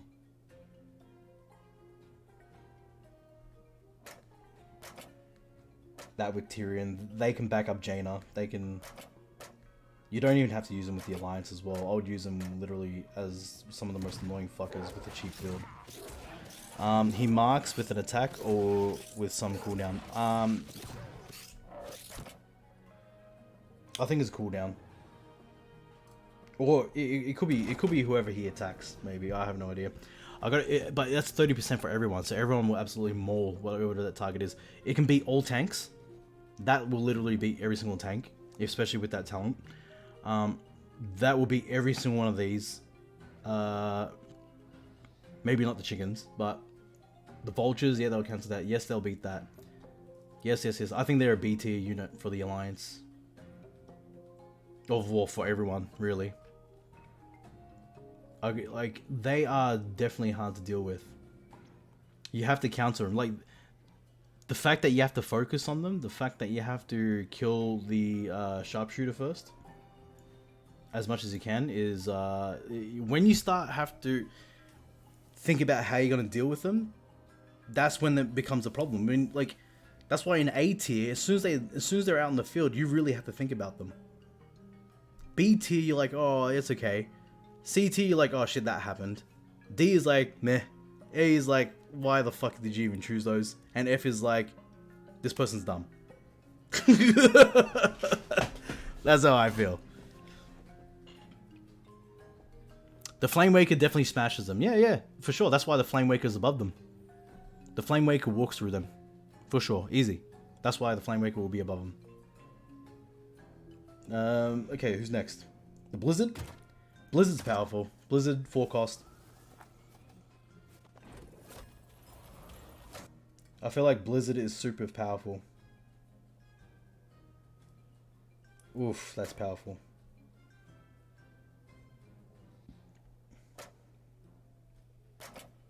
Oof, that's powerful. You put Earth Ellie as S tier? Nah, this shit. Yeah, mindless, they are fucking abysmal. Blizzard. Blizzard is, I feel, is a B tier spell. It does cost 4.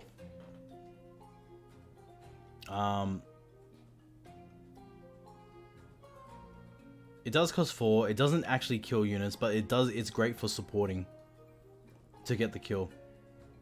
Because there are much better spells out there that will finish people off, like the Living Bomb and all that shit. They do have that Frost Ring though. Like, see, that's what makes it. Yeah. They'll wipe out nearly everyone at the bottom underneath it. It will definitely fuck with all the rest above them for sure. Especially Banshees too, and especially yeah. I feel like it deserves B tier. The Harvest Golem. On death, spawn 3 angry chickens. On death, stun nearby enemies for 3 seconds. I love how they're insinuating that 3 chickens control the Harvest Golem.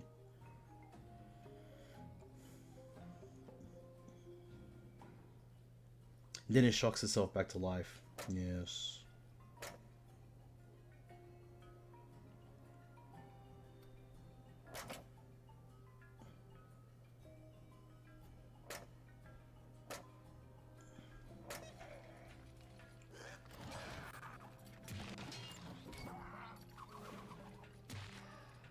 They're so slow.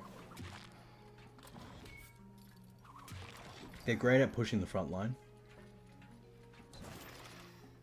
And they rebirth. Yeah. I'll say that's a C tier unit.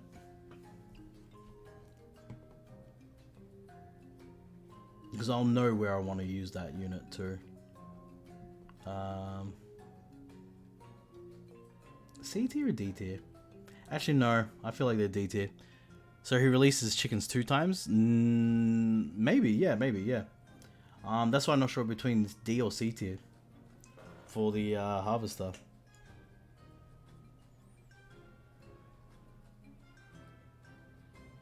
I feel like the harvester is on the same. Oh.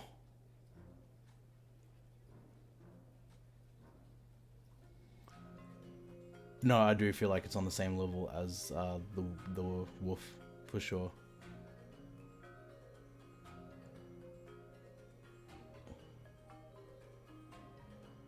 Yeah, that's right. He does 2 stuns for 3 seconds. He's just an annoying unit to fight, but not too annoying.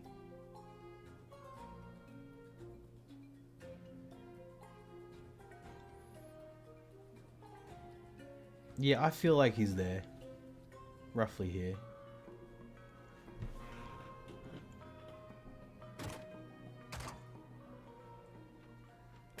Defies bandits, they cost 1. They get the poison trait. Earn extra 1 gold when opening chests.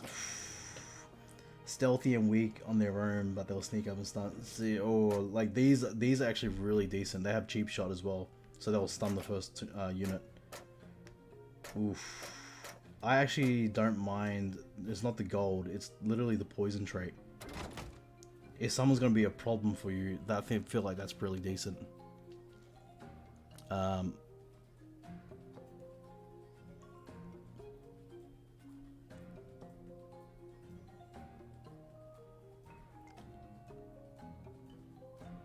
Ooh, I got Khan, Rend, or Thanos. Ooh, Khan, Rend, or Thanos. So Thanos for me is S tier, Rend is, yeah. Ooh. Thanos. Thanos for sure. Thanos, really strong.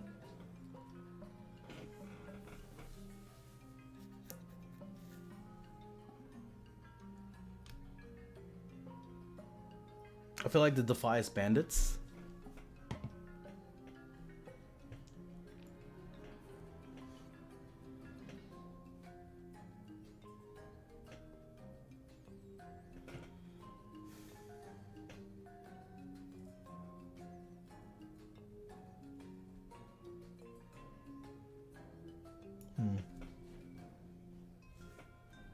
Oh fuck, I missed the beginning of it. That's good. You're about to watch back.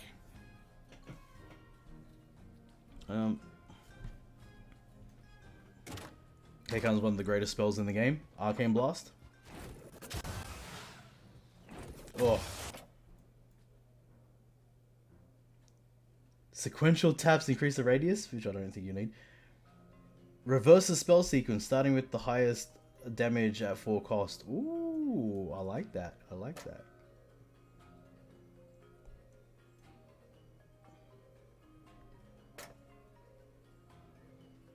I like that a lot, man.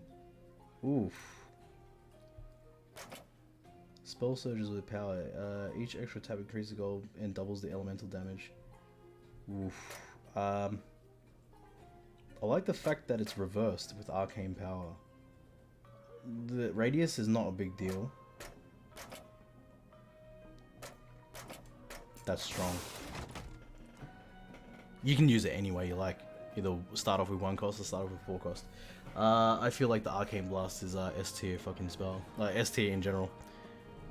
Most likely, that's what you're going to see. Most likely you will see... Oh, can it be used for everyone? Yeah, actually, I don't see why not. Because if you don't have spells... If you don't have spells for your lineup and you need spells, I feel like the Arcane Blast is actually suitable to replace heaps of units, heaps of spells. 4th tap in the highest burst in the game? Yes, that's right. It's funny that S tier, it's 2 spells. And the reason why is because it's going to be anyone and everything. You know? It's going to be anyone and everything. A tier is like the units that I feel like, yeah. I feel like that's very decent, man. Ogre Magi. Him and Khan Bloodhoof together. Game Frost. Burn enemy targets. Yeah, the Ogre Magi is actually hard to deal with too. He's really decent. He can back up anyone. Oof. Oof, oof, oof, oof, oof. Ogre Magi. Where is he? There he is. Ogre Magi.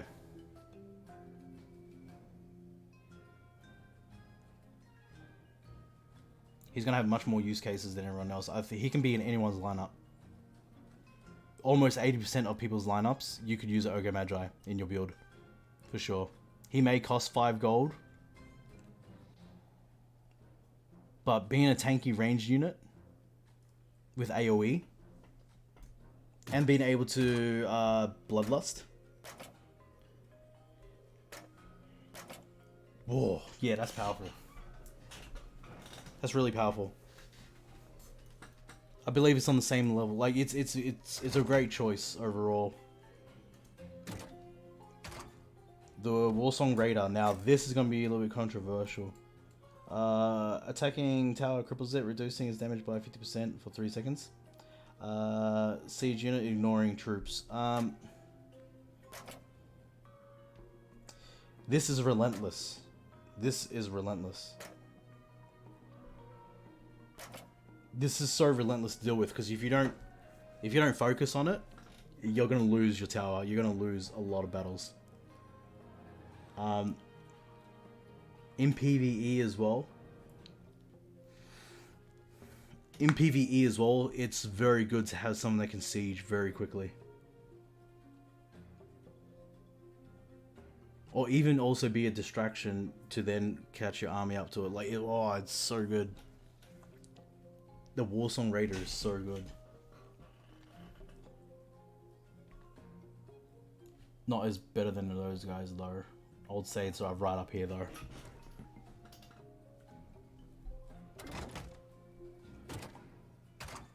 The Frostwolf Shaman. Drop Stone Skin. Or Chain Lightning. Ooh man, he's so good. And he's a healer too, by the way, guys. He's so good. Ooh.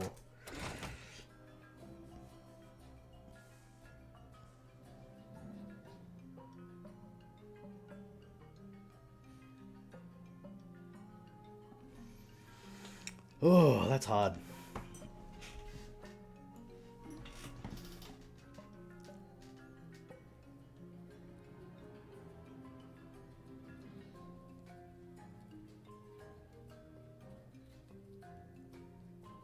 He is definitely really good though. That healing, that chain lightning, all the stone skin, that they're all really good. There's so much versatility. You can use them in any lineup. These three from the Horde you can use in anyone's lineup. And they're always going to be good. Same thing as this, always going to be good, always going to be good, always going to be good, always going to be good, always, yeah, like these ones are always going to be good. Just in general, they're always going to be good. These are situational. These are like, maybe. And then, yeah, like it feels, yeah, I think that feels right. Execute.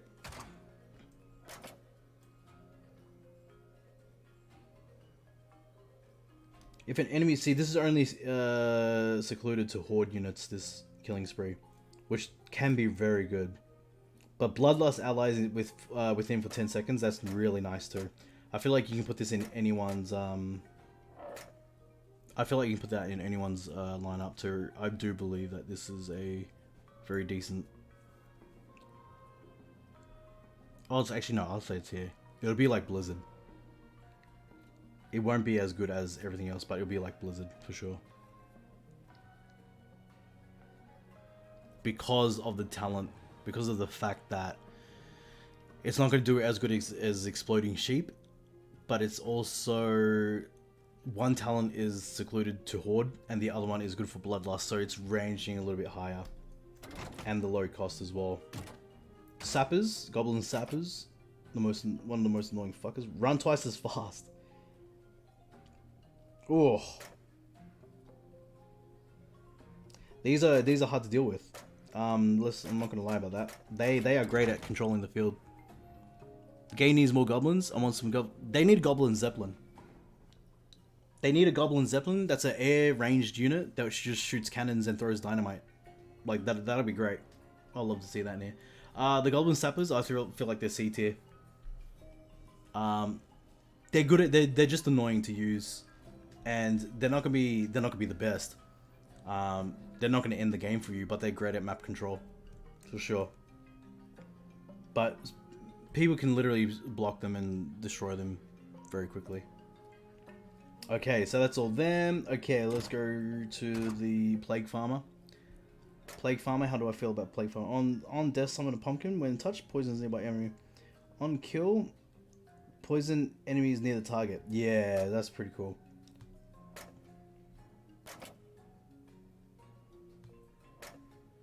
They are a little bit higher. Yeah, they're a cycle unit as well. They have big DPS for sure. Yeah, I'm not gonna lie, that's big DPS. But they're only good for against ground units. They're great against tanks. They're great against Tyrion. Even though Tyrion can out heal, it's just they're great at suppressing the heal.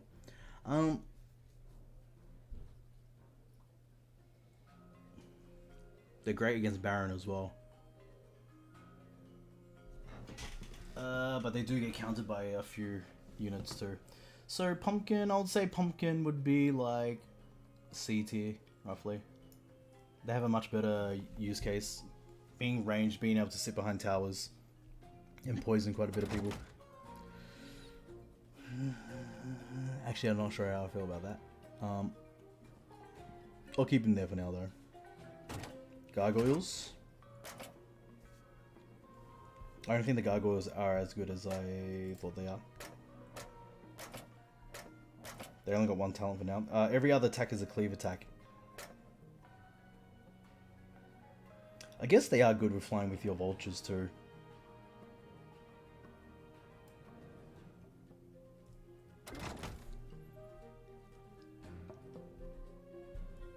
Yeah, nah, they need a lot of support. They're not too great. I would say they're about D tier.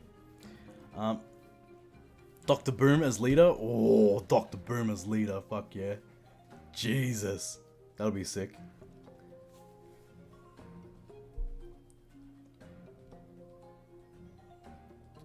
Okay, the Knoll.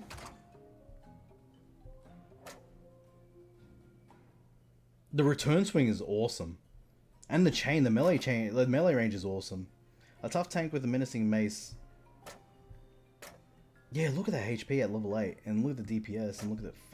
Yeah, like, the Null Brute is not that bad. I'll say Null Brute will be up here. For C tier.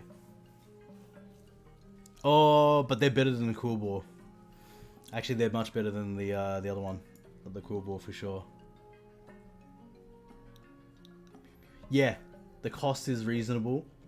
They have the backswing. They can wipe out nearly all these fucking units except for air units. They're great at defending. They can be used in nearly everyone's lineup. As a tank as well. They're not that bad, man. Like, it's really, the Null Brute is actually not that bad.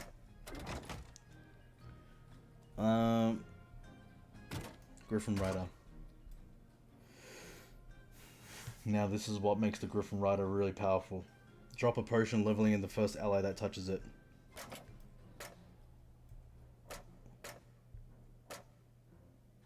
Their DPS is high. They got 5 range, it's okay, but...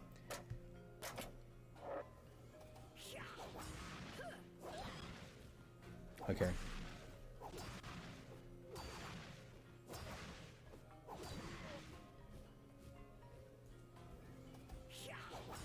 Griffin Rider. That talent alone, being air, having that talent used correctly, is going to be absolutely devastating.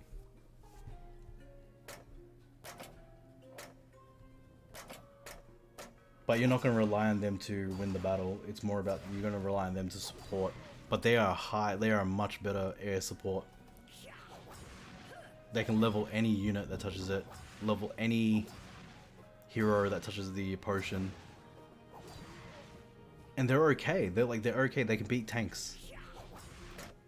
Sorry, they can beat like most units and shit like that. So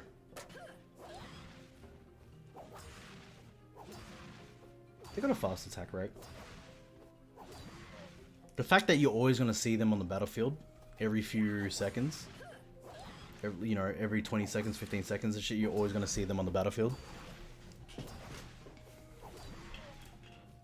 The Griffin Rider, yeah. You can use it in anyone's lineup, I feel. Holy Nova.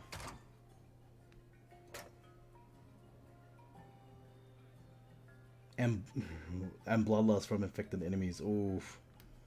Allies gain armor and resist for 5 seconds. Now, I actually really like this, man. Look how much healing you get level 9. And area damage. Oh, that's like really good. I feel like Holy Nova is gonna be just like here too. For sure. Holy Nova is definitely a B tier spell. Use it with Baron. Use it with yeah. A few others, yeah, like crazy. Oops, sorry. Okay, safe pilot. Ignite. And then deploy the explosion with stealth.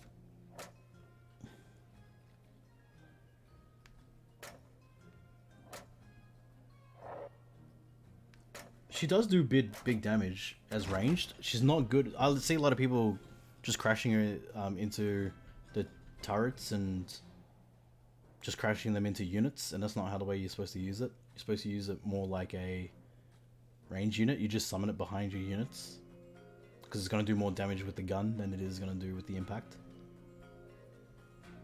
So... safe pilot.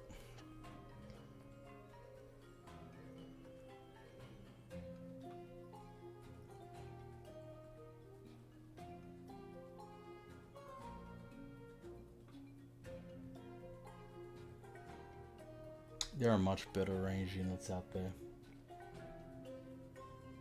I feel like safe pilot isn't as good as it is. There are just much better range units. There are much better people to use.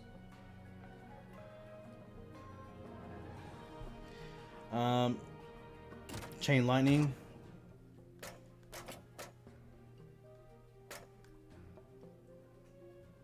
One second stun is not long enough.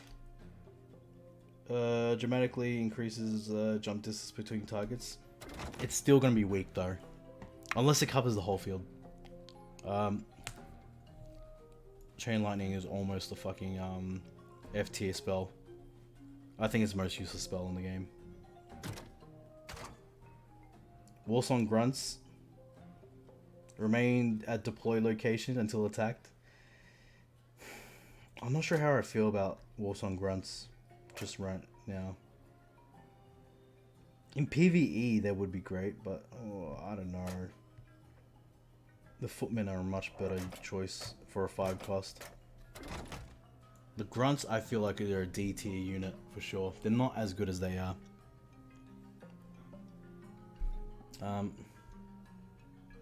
The Bat Rider. Bat Rider is amazing for what it is for a 2 cost unit.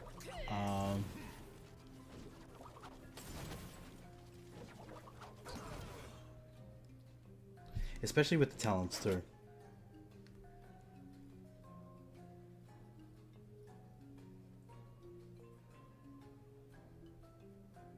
Oof, that's huge.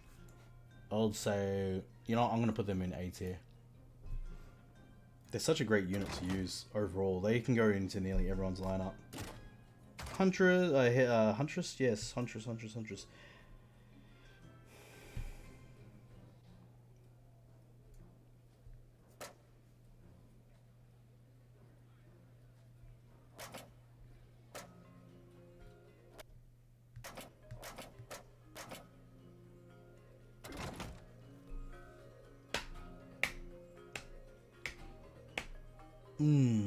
That's because they cost.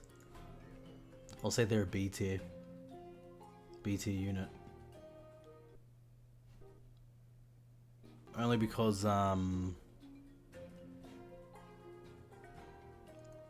they're B tier unit because they can get taken over by the Banshee.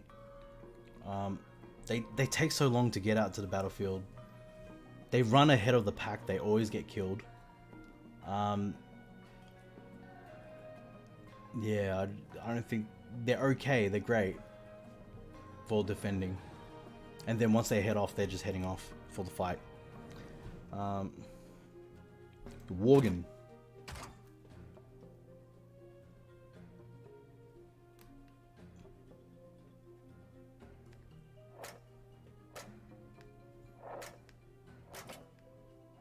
both PvP and PvE, it's fucking amazing.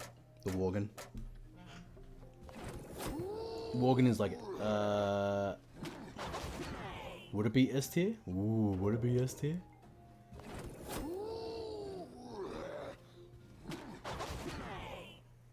Would it be S tier?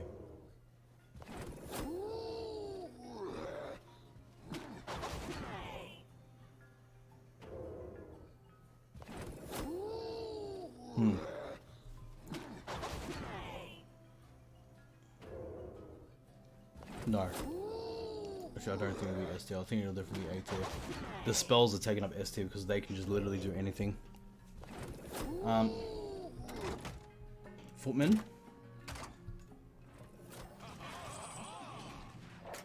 Shield Bash sucks, by the way. I thought it would be good, and it's not that good.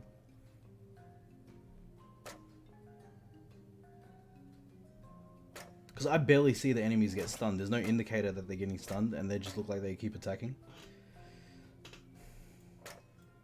But for PvE in general as well, they're really useful for PvE.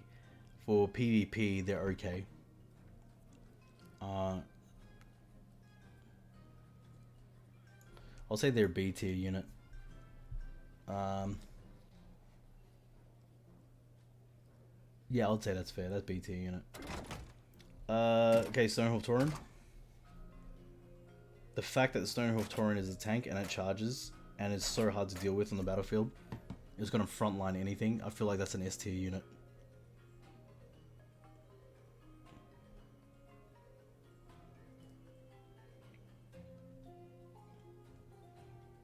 Let's think about that for a second. After connecting your charge, stun the target for 3 seconds. Oh, and immediately charge if possible. Like, that second charge, you guys don't know how good that second charge is. That second charge momentum is so good because it will charge the first tank.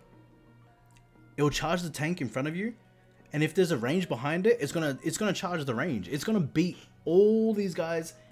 I've seen the Stonehoof Tauren beat the Banshee head to head. Beat the Banshee. The Banshee's going in to take him over, and Stonehoof just went, killed it in one shot. The Stonehoof Tauren, its charges does so much damage. It can beat the Flame Waker. It can beat the Ogre. It can beat nearly everyone except for flying units, but it's so cheap. It's 4 cost. It can frontline anything. It can frontline any of these units. Because it's going to walk past the air units, right? You're just going to walk right past all these air units, and you're going to charge the first motherfucker that you see. So the air units are just going to turn around and go away. They're just not going to focus on attacking him anymore. I feel like Stonehoof Tauren is probably the only S tier unit in the game. Like, honestly. Like, the fact it can charge twice is more than bullshit. It's more than bullshit. Like I said, you charge once, that's bullshit. Imagine charging twice. You charge the tank, then you charge the range immediately after that. And most times, people will be sending out big waves and they only get charged, and they get like... They only get charged, what do you call it? Like, they'll most likely kill the first target that they charge, unless they're a tank. And then they're gonna kill the fucking ranged person anyways, right after it. It's fucking bullshit. It's absolutely bullshit. Headhunter? Darkspear Troll? On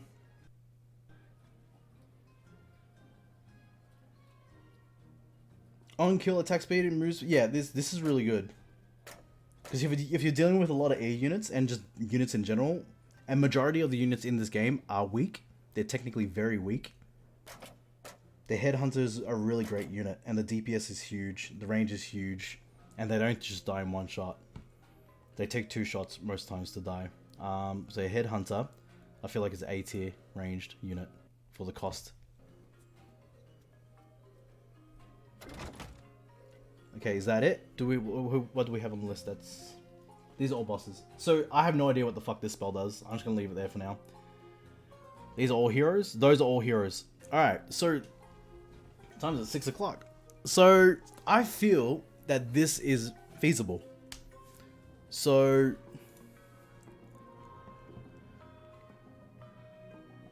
I feel where the heroes are right now, that's feasible. And I feel where all this is, it's feasible. I'm going to duplicate this because we're going to do fantasy builds. I'm just going to do one fantasy build each hero. And then after that, I'll PvP until 7 o'clock. And then, yeah. Uthi B tier. Uther is B tier, honestly. Uther is not going to be better than the others, for sure. And Sneed above. The reason why Sneed will be above is because of the fact that, where is he? Where's old Sneed?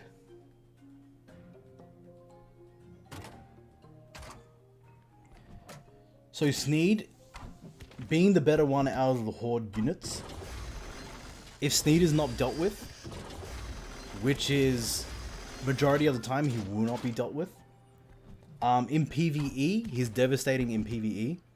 Especially when you support the living shit out of him. He's so fucking devastating. He'll win most of your PvE battles. Gaining the minor trait. So on explode on death and dealing damage to nearby enemies, that's huge for Sneed. That gives him, like... You can put him down any lane and he's going to destroy everyone, including air units. It's almost like having a reverse Maeve.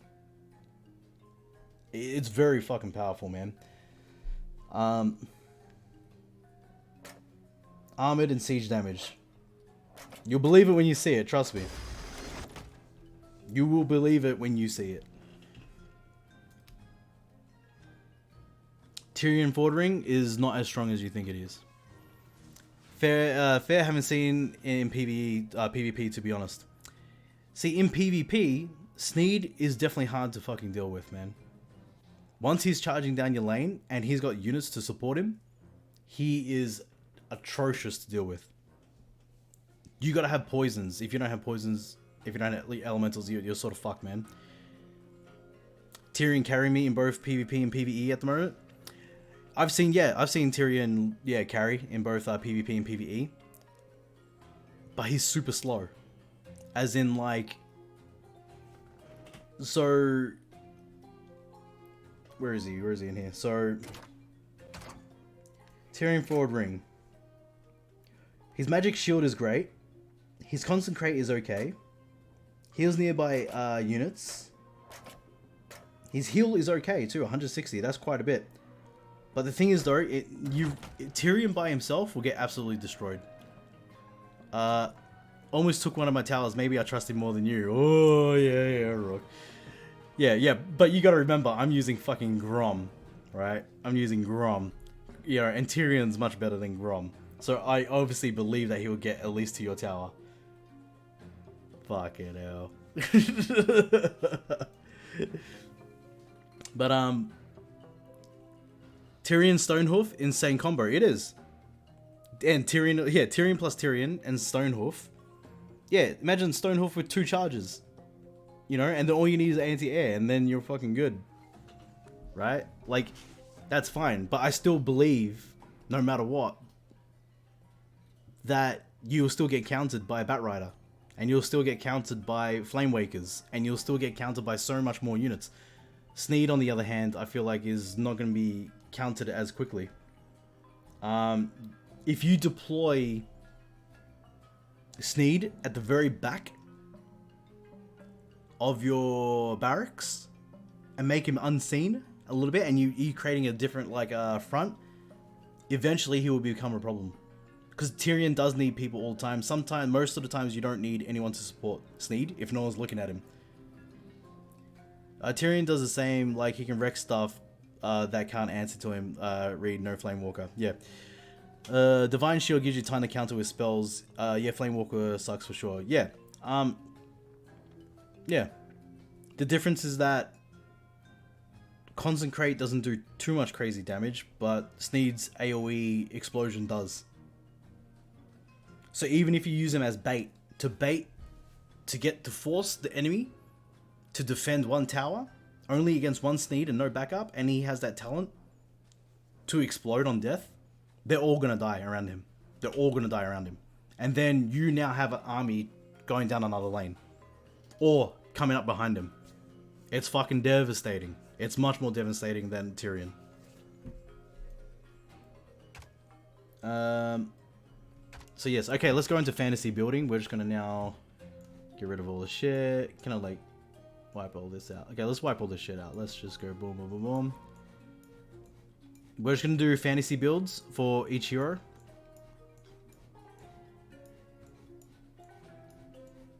And then we'll call it a night.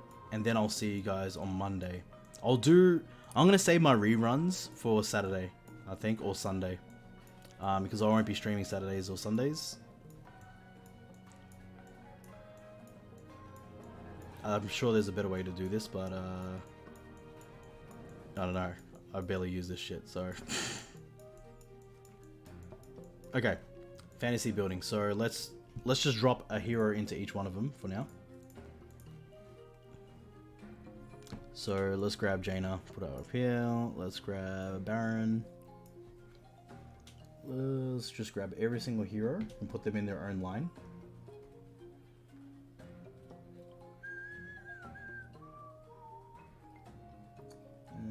Where is he? Grom,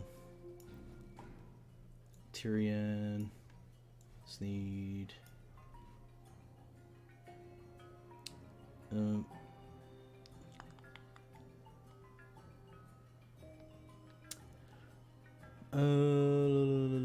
Where is it? So there's Drakasath, Rend,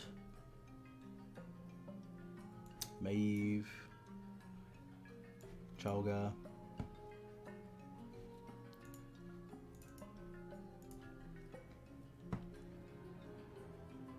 Blood Mage Thanos.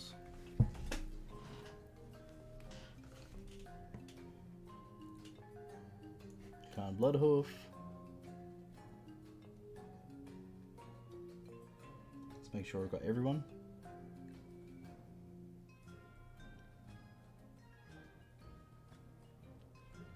I think that's everyone. Hogger. How can I forget Hogger? I think that's everyone. Okay. Change this, so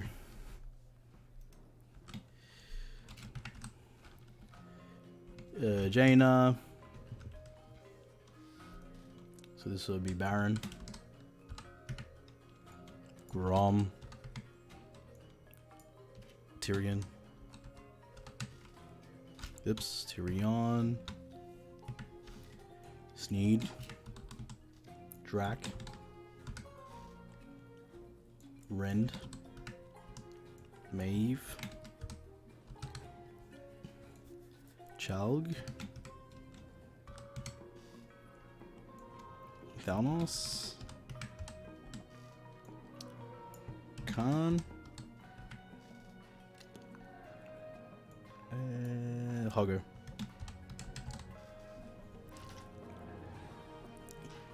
Oh wait, Khan is spelled differently, I'm pretty sure. Let's have a look. Carry okay.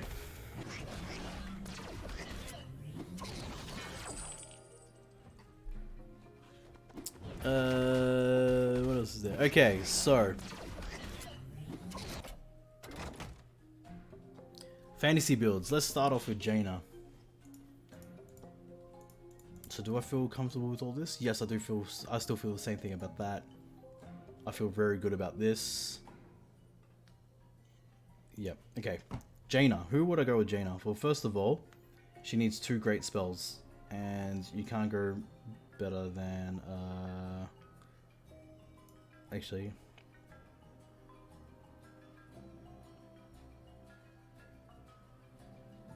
Two great spells. So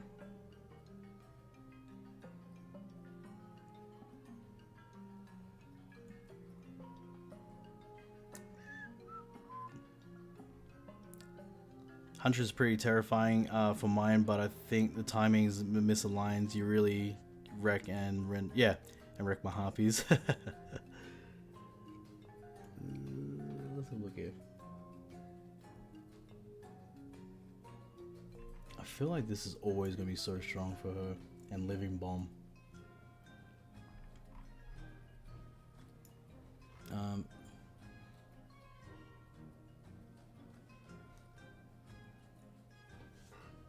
Let's have a look. Jaina.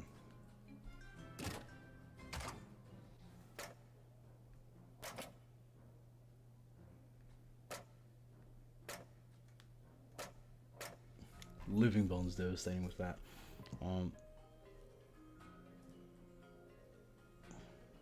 Oof, that's a lot of damage.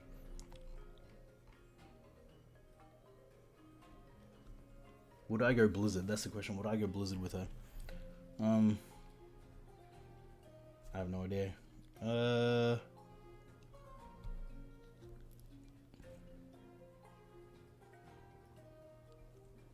Stonehoof Tauren.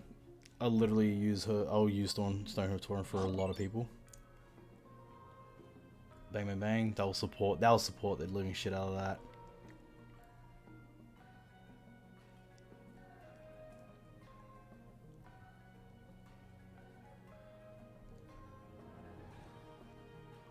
Stonehoof Tauren, and we need to get map control.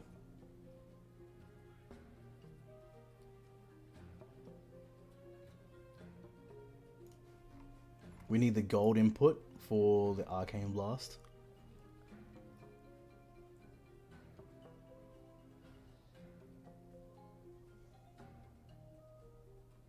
Banshee. Where's the Banshee?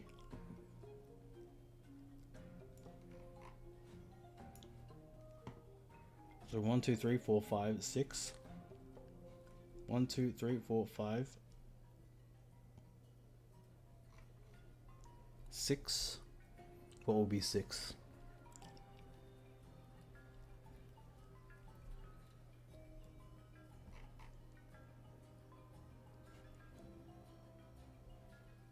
One, two, three, four, 5, and then the 6 would be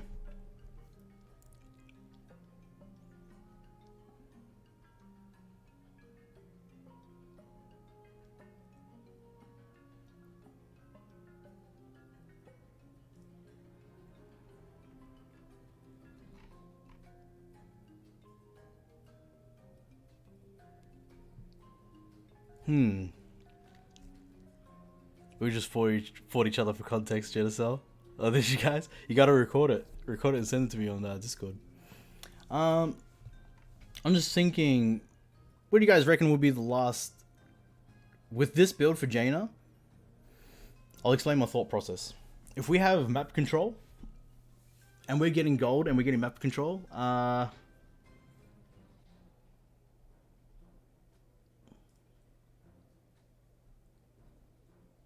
we won't get overwhelmed because we do have 2 spells that can literally smash anyone. We have a Banshee to defend Jaina, just in case there's a tank or someone going after Jaina. We have a Stonehoof Tauren as well that can be spawned over and over again. I feel like...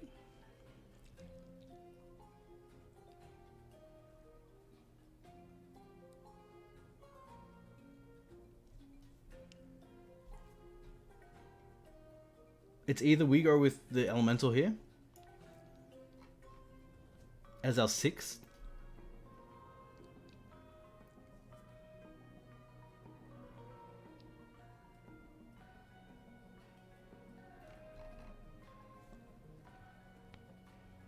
What do you guys reckon for Jaina?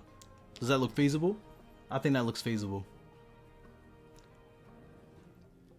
Having 3 more levels on Living Bomb and also Arcane Blast would absolutely devastate all air units and all ground units, no matter what. They won't be able to reach Jaina. If Jaina dies, you just redeploy her anyways. You have map control by getting the Dark Iron, and also you have the Null running through as well. You have the Banshee that can sort of support Jaina, just in case if units get way too close, because you can literally use your Fire Elemental first, and then the Banshee, and then... yeah. Yeah, Arcane Blast, yeah. I think that's pretty good. No flying? No flying. Wouldn't need flying. The reason why I wouldn't go full flying or anything flying for Jaina is because I'll be relying so much on the magic damage. And I'll be relying so much on the Stonehoof Tauren. The question is, can it push? Can you win with that? Maybe, maybe not. Would that be the strongest build possible that you could do?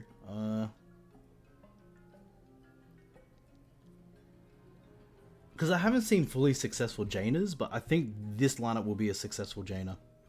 Because whatever the Banshee is going to take over, it's sort of versatile.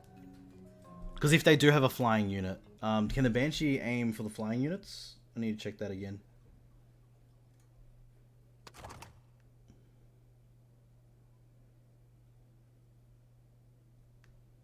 Banshee at the bottom. Can Banshees aim for flying units?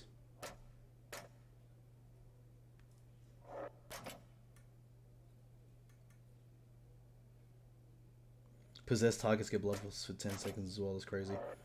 Possession. It's ranged, so it's literally going to hit anyone. So you can take over a flying unit as well. Imagine you took over the enemy hero, like Rend or any of the stronger ones, and then all of a sudden you got now Jaina and Rend on the same team. And then you're doing this big push, and you're now guarding them with spells over and over again. And then you got your Stonehoof Tauren, who's just going to cause havoc anyways, and you got a tank that can sort of... Because you're literally using your spells. The whole idea of Jaina is to use your spells. And you need map control. Somewhat map control. So I feel like that would work there. So Baron Rivendare, what would we do? What would we do for Baron? By the way, these spells won't be able to see here. I'm not sure if I can copy them or not. But yeah, for Jaina, this would be it for Jaina. I feel. Baron Rivendare. So with Baron, fuck, getting that catapult with Baron is crazy.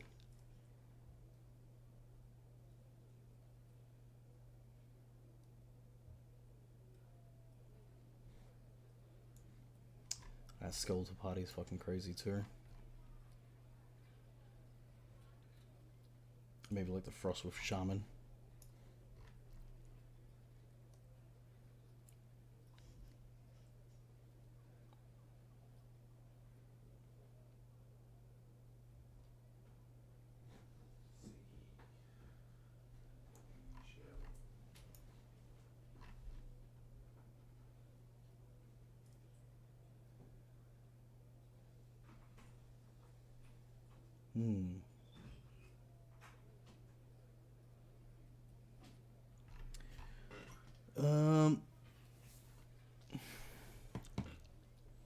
You just want to overwhelm.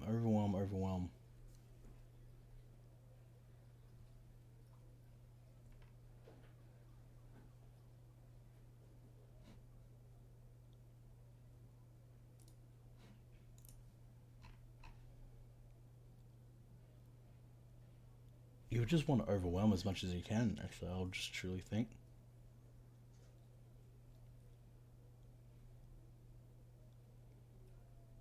I also think with the Defiance Bandits with this build too is actually not too bad because you can either stun the unit or poison them.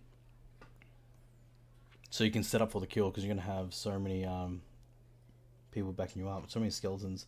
We wouldn't need the other shooty skeletons if we got that one. We would want to get like some air units or some decent shit going on there.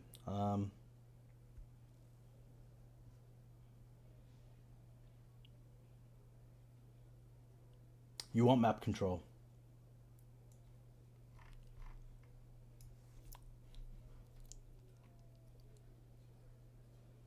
Is that too weak? For people who play Baron Rivendare, is that too weak? Do you feel?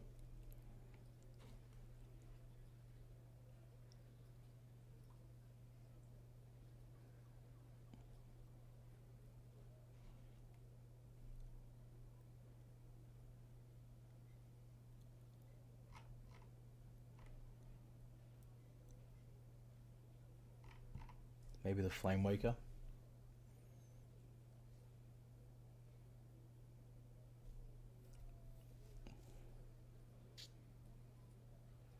Also, Storm, thanks for the follow.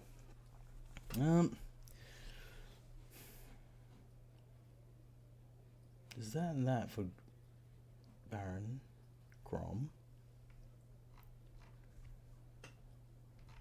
I feel like you can also use Stonehoof Tauren for Baron.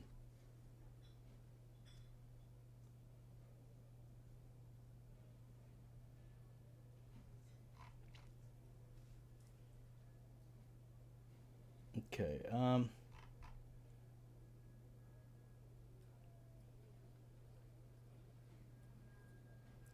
What I'll do is I'll delete these after one by one because I'm gonna have to reuse some of these units, but I'll keep them up here for now. So that's for Jaina. Everyone can see what we can use for Jaina. That's most likely I would use for Jaina. So we'll delete that row. For this lineup, I think that's what I would use for Baron, most likely. If I was to overwhelm and make sure that I can have total map control and defend as much as I can. I feel like that's what I'll do. So I'll delete that row. Let's go Grom. Grom is just so difficult to fucking use. What would I use for him? Well, first of all, it will always be Stone of Tauren.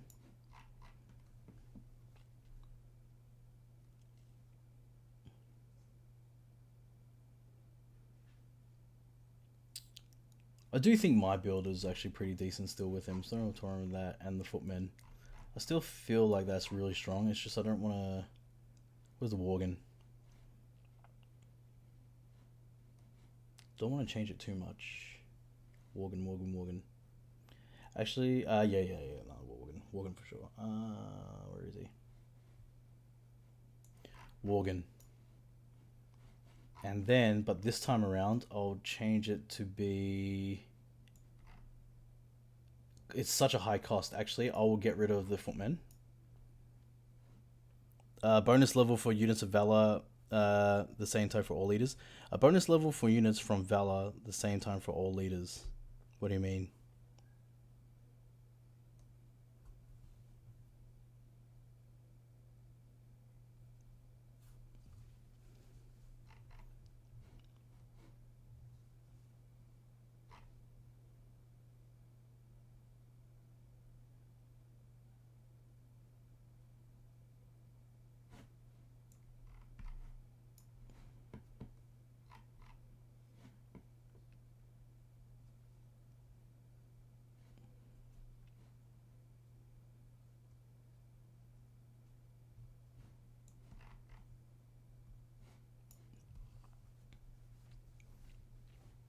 This would be my lineup for Grom if I actually had all this.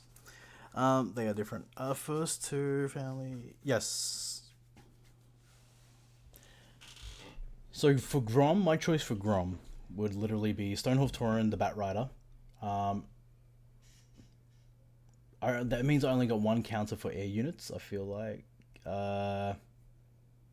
Oh, is that so difficult? Actually, you know what? I don't think that would be the case. I do want to keep the Banshee in there for defending. And I want to be on the offense. So that means I would have to get rid of the... I wouldn't need Execute. I wouldn't need Bat Rider if I got Execute. I would want a cheap cost. You know what? Let's try Vultures. This is probably what I would actually use. I want it to be cheap.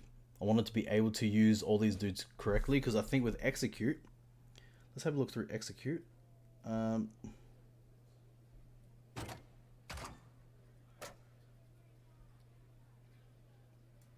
If an enemy is killed, the next horde unit costs one less. Yes, this is actually what I'll do. Because Bloodlust already comes from Grom, I would literally use Killing Spree to make my horde units cost less, so I can actually bring them out to the battlefield, especially the Ogre Magi. The more Ogre Magi is there, the more everyone else is there. I think the Banshee will back up Grom very easily. Ooh, that's cool. Actually, that could be really cool. I think we could turn Grom into a much better player, a much better hero, if this was the build. For sure. For sure.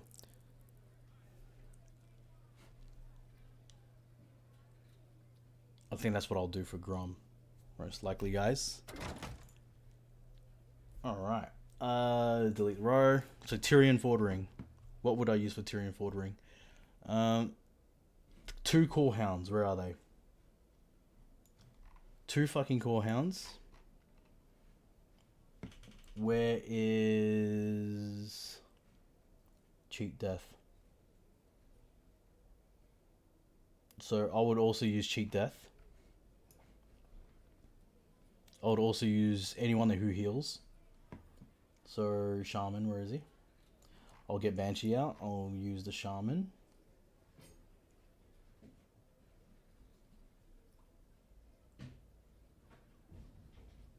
Where is he? There he is. Corehounds, Tyrion, Cheat Death, Banshee, Shaman. So 1, 2, 3, 4. That's too much. That costs too much.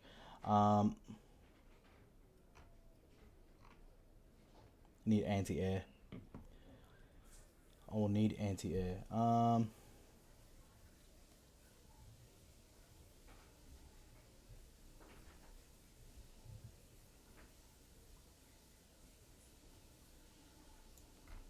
I'll need to sustain this because that's a high cost.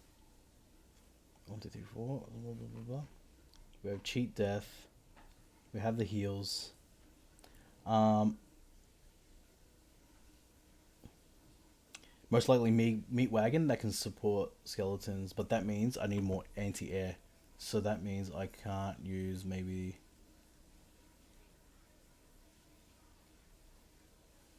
That means I can't use meat wagon. I need anti-air. I need decent anti-air. So really decent anti-air could maybe be the Harpies.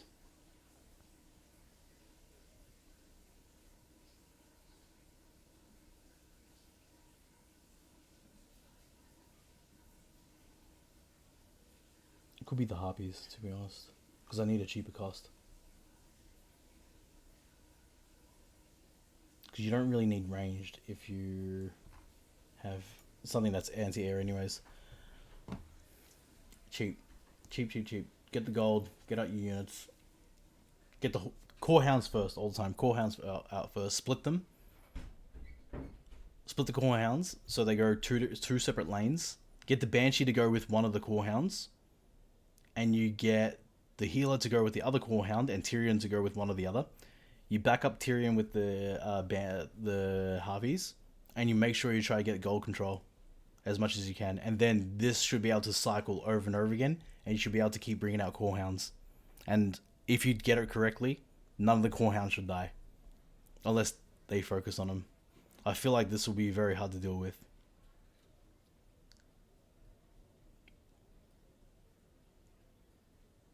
I feel like that will be very hard to deal with. You just need to be able to support the core hounds. That's like a core hound Tyrion build. All the heals in the world. I feel like that's what that would be. Schneed. Schneed. Okay. Obviously with Sneed, it's a high cost build. So with Sneed, you need to be able to cycle. So Sneed is going to explode on death in the future anyways. So you do need that.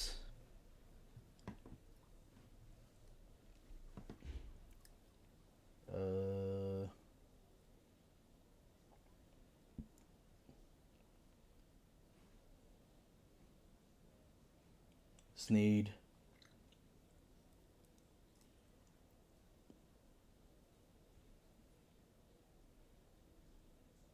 So you should be able to split the lane. So you'll need to actually split the lane.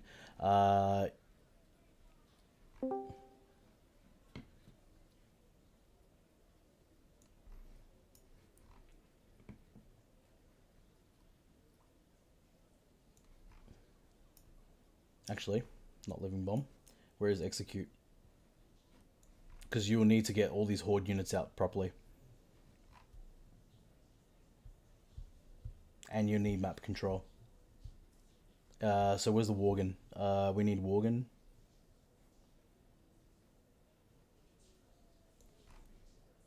And we need the gold. We need mine. Mine. Where is he?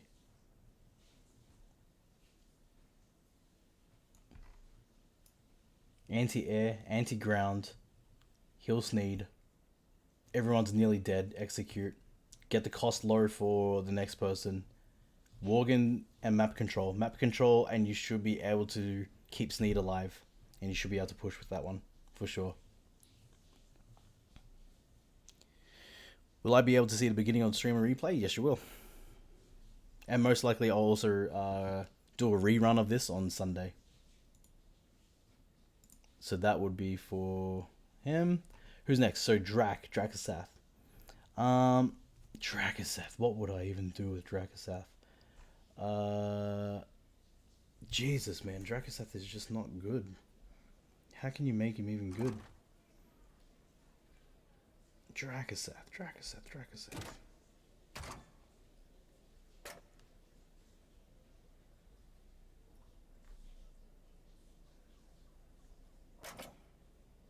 Nearby enemies take 50% more elemental damage. Well, then I'll abuse as much as I can elemental damage. If that's the case, I'll abuse the shit out of elemental damage. We'll need to protect them.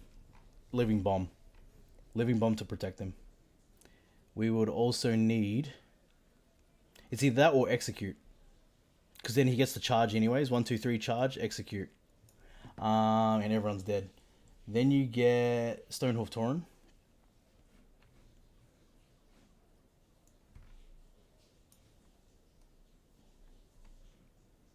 And a lot of cheap costing fucking units. Oh, actually, you know what? The sheep with the explosion will be much better. I think everyone will die. Sheep plus explosion.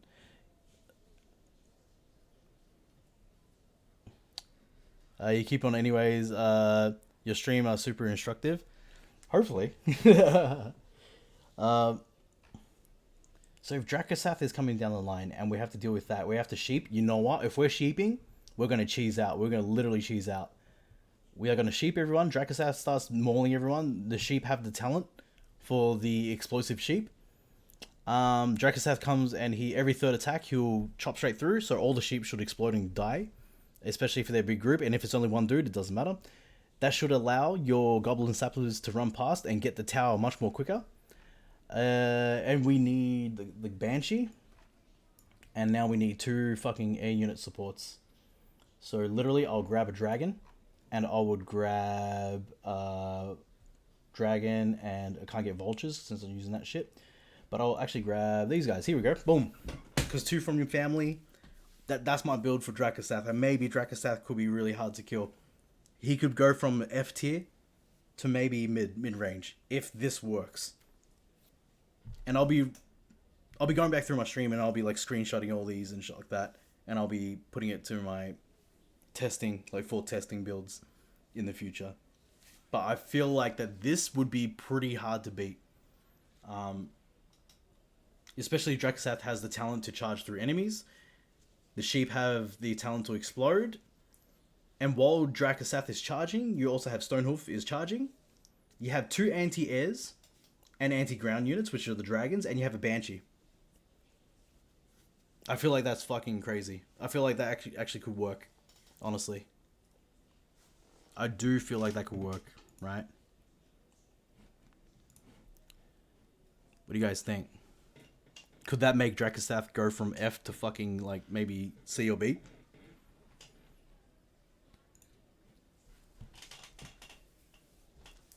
I reckon that would be pretty good.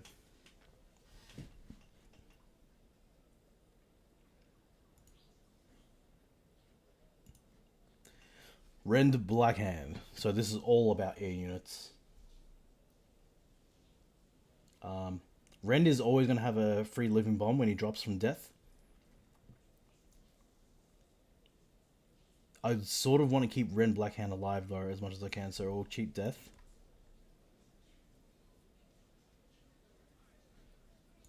Definitely get our dragons out. We'll definitely get our other dragon. He needs to come out. We need to be able to get map control. We need the Flame Waker to help him out at the bottom. As soon as he's on the ground, we need Flame Waker. We also need... I have some suggestions for Rend. Who do you got?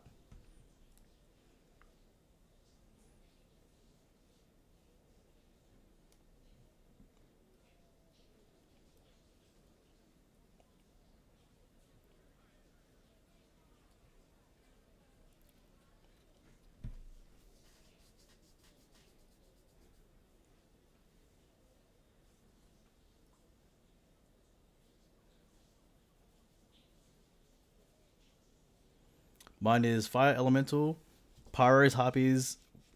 Well, I'm definitely going to go with your build because it fucking works. So, because I've already seen it. So we got the Whelps.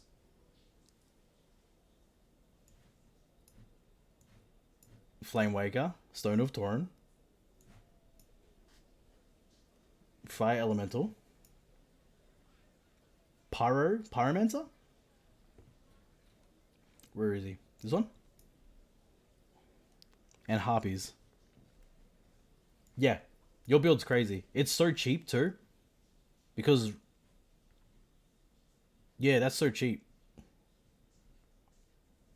It's such a cheap build, you can always get Rend out, and Rend is clearly your strongest unit though. Because the fact that he can AoE then jump down and charge, and then you still got people to back him up. It's really good. It's a really strong build. I do agree with that. Maeve. Everything is based around Maeve in this. Everything is based around Maeve.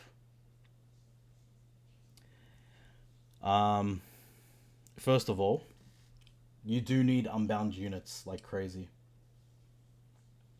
I feel like you get that. Get the tunneler, because you no matter what, you still need map control. You need to be able to get the gold. You got 2 unbound units there.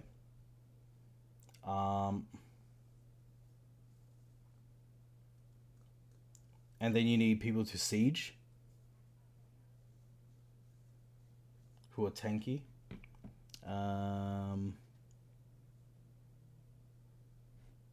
Who would I go? Fire Elemental is always a good all-rounder. Stone of Torrent is always fucking good too.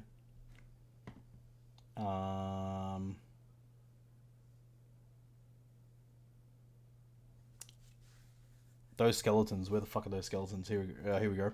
This group is crazy to go with her, because they can support her immediately on the field. 1, 2, 3. Stone of that, and also...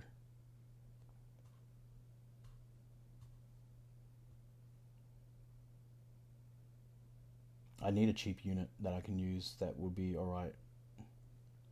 Maybe the Murlocs, because I want to cycle through as much as I can, right?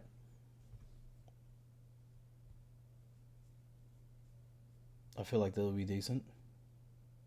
Because the Murlocs can go with the Stonehoof Tauren, the Murlocs can go with the other dude. I think that'll be fine, and then it causes a distraction. But your main damage will always be Maeve. And then if someone tries to kill Maeve, you protect them with the Worgen can go off and kill whoever's trying to mine, and so on, or try to get gold, the chest and shit like that as well. You will have so much map control. Like, the idea is just to drop Maeve and those skeletons on them non-stop, over and over and over again. And then literally you're going to win the fight. Delete row. So Chalg. Okay, this is where I think Chalg will be okay with. Chalg will also have the skeletons too. I feel like you can't have that without skeletons, because they need to protect her when she is unbound and attacking the buildings. I do believe you need polymorph, because you don't want anyone to kill her. And possibly banshees as well, because when you're using Chalga, she's just going to stun them, and then you get the banshees to go out there and kill them. I'm going to take a risk on this one. I'm actually also going to go the Core Hounds. 1, 2, 3, 4 Core Hounds.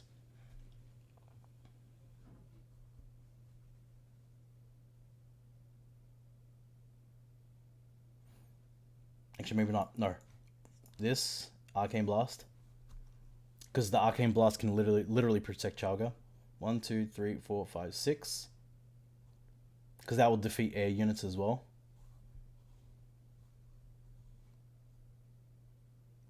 Maybe the Worgen as well here too. Polymorph, bang bang bang. They're gonna kill that. That's gonna catch up. That's gonna kill everyone else in the sheep. The Banshee's gonna take over someone else that tries to attack. I need a defender. I need a great defender.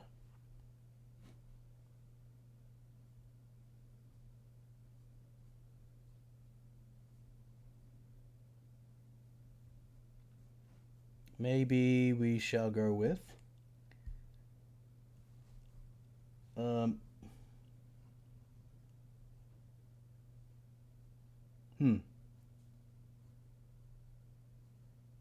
dragon. I think the dragon are all-rounder. The Drake, sorry. He's an all-rounder good dude to use. Where is he? Where'd he go? I think Drake all-round is good to use for defending. Honestly, I think that'll be a good build for Chalga. You just need to keep spawning Chalga, like get the unbound talent, spawn Chalga behind their buildings and shit like that. As soon as they spawn their units, you sheep them, and you spawn your skeletons right after that. And then you send the Warsong Raider down a different lane, and you Arcane Blast all the chickens, or all the sheep. And then you got the dragon to defend. I think that's a good one for Chalga. Delete row. Okay, so only 4 more minutes, guys, and then I gotta hop off. No more PvP after this, because we gotta go. Thalnos.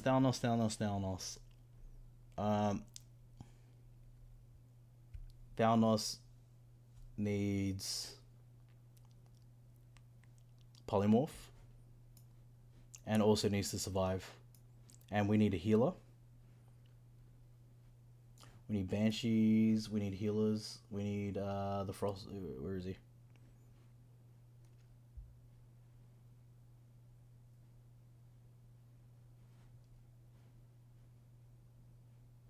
Where are you?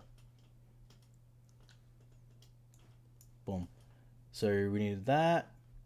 We need sheep for Thalnos to explosive. We need to keep Thalnos alive. We need to heal him all over again. We need the banshee to protect Thalnos.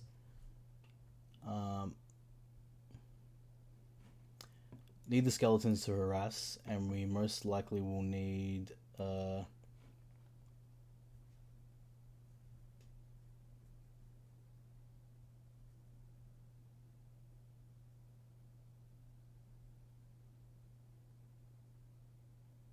know what? I'll actually do a 2 core hound build. So I'll do a core hound build with her too, with him too. Sorry, because if I can distract and get core hounds down someone else's lane, and they can't be killed, and then that can't be killed, like it'll be crazy, absolutely crazy to keep them alive. I think that would work crazy, man. Absolutely crazy. Holy shit. That would be nuts. That would be absolutely fucking nuts. Oof, that would be nuts. Oh my god, they're so low cost except for the fucking core hound. Fuck, that would be nuts. Because you don't even need map control. You can just literally start off crazy. Absolutely start off crazy. Because the Blood Mage Thalnos can travel with one of the core hounds. And then you should be able to cycle through easily to get to the curse. And then you summon the skeletons as much as you can. You polymorph anyone who's about to kill the core hound, or has put the core hound down. You just sheep them. Or you sheep anyone trying to kill Thalnos. I believe that would be fucking insane. Khan Bloodhoof. He's already got big AoE. I'll just literally do big assaults.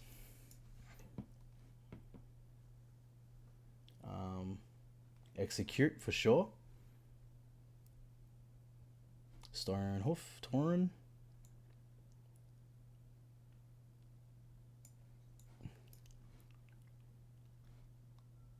The Whelps? Where's the Whelps? 1 cost. I need 1 costers.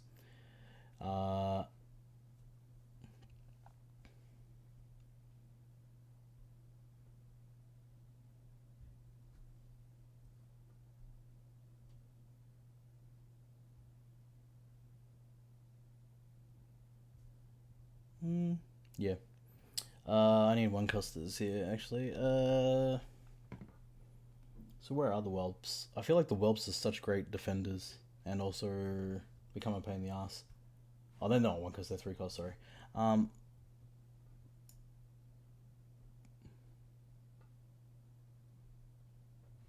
Execute that, we can siege the living shit out of them. And then we would get like maybe...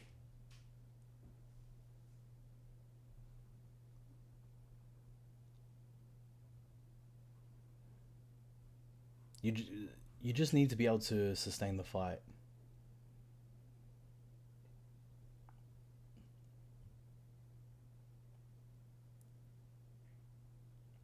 Oh, the necromancers with ranged units instead.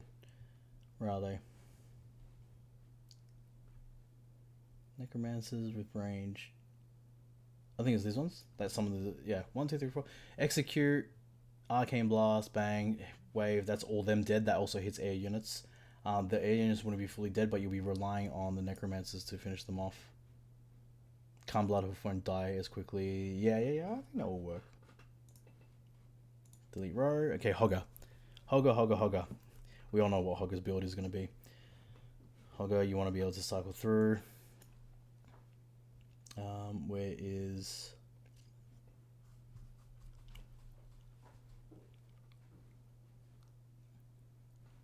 Where is he?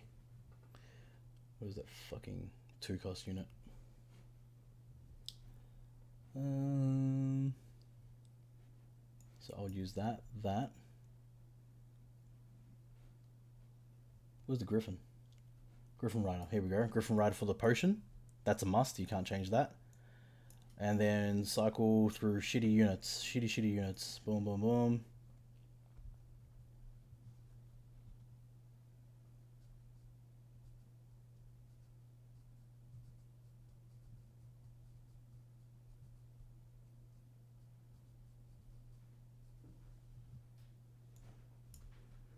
One, 2, 3, 4. And then we need 2. We need another shitty unit to send.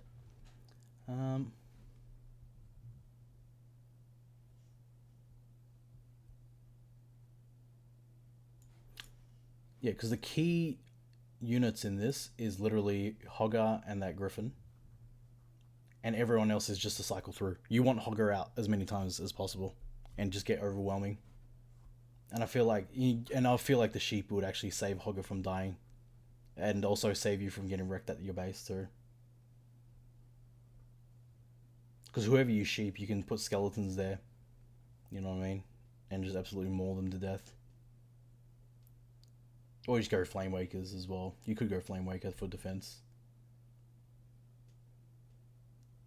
But that's where the vultures will come in handy. So I think that's it, guys. That's it. That's my tier list real quick. We're at the end because I definitely got to go. But yeah, I still feel the exact same way. See, I barely use them in my lineups. Didn't even use them in my lineup. I used everyone else from here upward. From C tier up, I've used. Stonehoof I used a lot. Banshee I've used a lot. I do feel like that Rend... It'll be a competition for S tier if Rend does get there. If Rend can literally be much more powerful than what he is right now. Because I still don't think that he can beat Maeve. I don't think it's possible still. Like in terms of like out of 10 fights, I don't think he's gonna best her out of 10 fights in PvP, unless you get dumbasses though. But who knows? It comes down to player skill, comes down to your building talents. All right, I think that's it for today, guys. Thank you guys so much for watching and following and stuff like that. Today's a short stream. I won't be streaming this weekend, but I'll do a rerun of this VOD on Sunday. For everybody who's watching the VOD, I hope you guys had fun. But yeah, like whether you agree with me or disagree with me with the build, this is pretty much like just how the way I see the game right now in terms of the builds and who's strong and who's not. But I'll love to see your drafts though. Like if you guys are actually on the Discord, the Warcraft Arclight unofficial Discord, just tag my name and in media and show me your builds, man. I want to see your build and I want to see some video of PvP and also PvE of your builds. You know, like I want to see. I want to see what you guys can do. Other than that. I guess even next time you stream, like if anyone has them, they can actually bring it up with you next time you stream. Yeah, literally, yeah. And if I have the units, then I'll give it a go, you know? So, yeah. But yeah. Hope you guys had fun. We're now Twitch affiliates. So some of you guys would have seen some ads run through as of late. But yeah. I'm trying to think of what else. What else to say? Well, I guess I'll be streaming. Oh yeah, no. Next week I'll be starting streams later, 5 p.m. to 10 p.m. Australian Eastern Standard Time. That's what I'll be doing. I'll be giving that a go. So we're just going to be configuring our times for this. Yes. What else is there? Well, again, just thank you for everyone for tuning in. Thank you for the support. And yeah, like really appreciate everyone's input on what they're bringing. Like I'm actually reading everyone's comments, and it's it's really good. And I think like I appreciate it. Like I'm learning a lot more for everyone, not just from Juno, but also everyone else. Yeah. But yeah, hopefully you guys have been enjoying it all. The YouTube videos are doing good. The VODs are doing really good on Twitch as well. But yeah, you guys have already supported us heaps thus far just by watching and stuff like that. So, but yeah, but next week is going to be a new week. More PvP, more gold, more everything. And I hope the open beta actually starts sometime soon, because I want to see this huge influx of players and stuff like that. So yeah, Kainata, thanks for the sub, man. Thank you so much. But yeah, hopefully you guys enjoy. I'll be making more videos. Tomorrow I'll be making a much more high quality video of my review. I'll be doing like a proper review, like just a small one for YouTube, like maybe 15-20 minute review for YouTube, but I'll also upload it to Twitch as well. And then yeah, then next week we're gonna continue with more PvP. Hopefully I got more units to use, more talents to use, and hopefully we can keep progressing. And thanks again for the subs. Thank you for the follows. I hope you guys had fun, and I'll see you guys next week.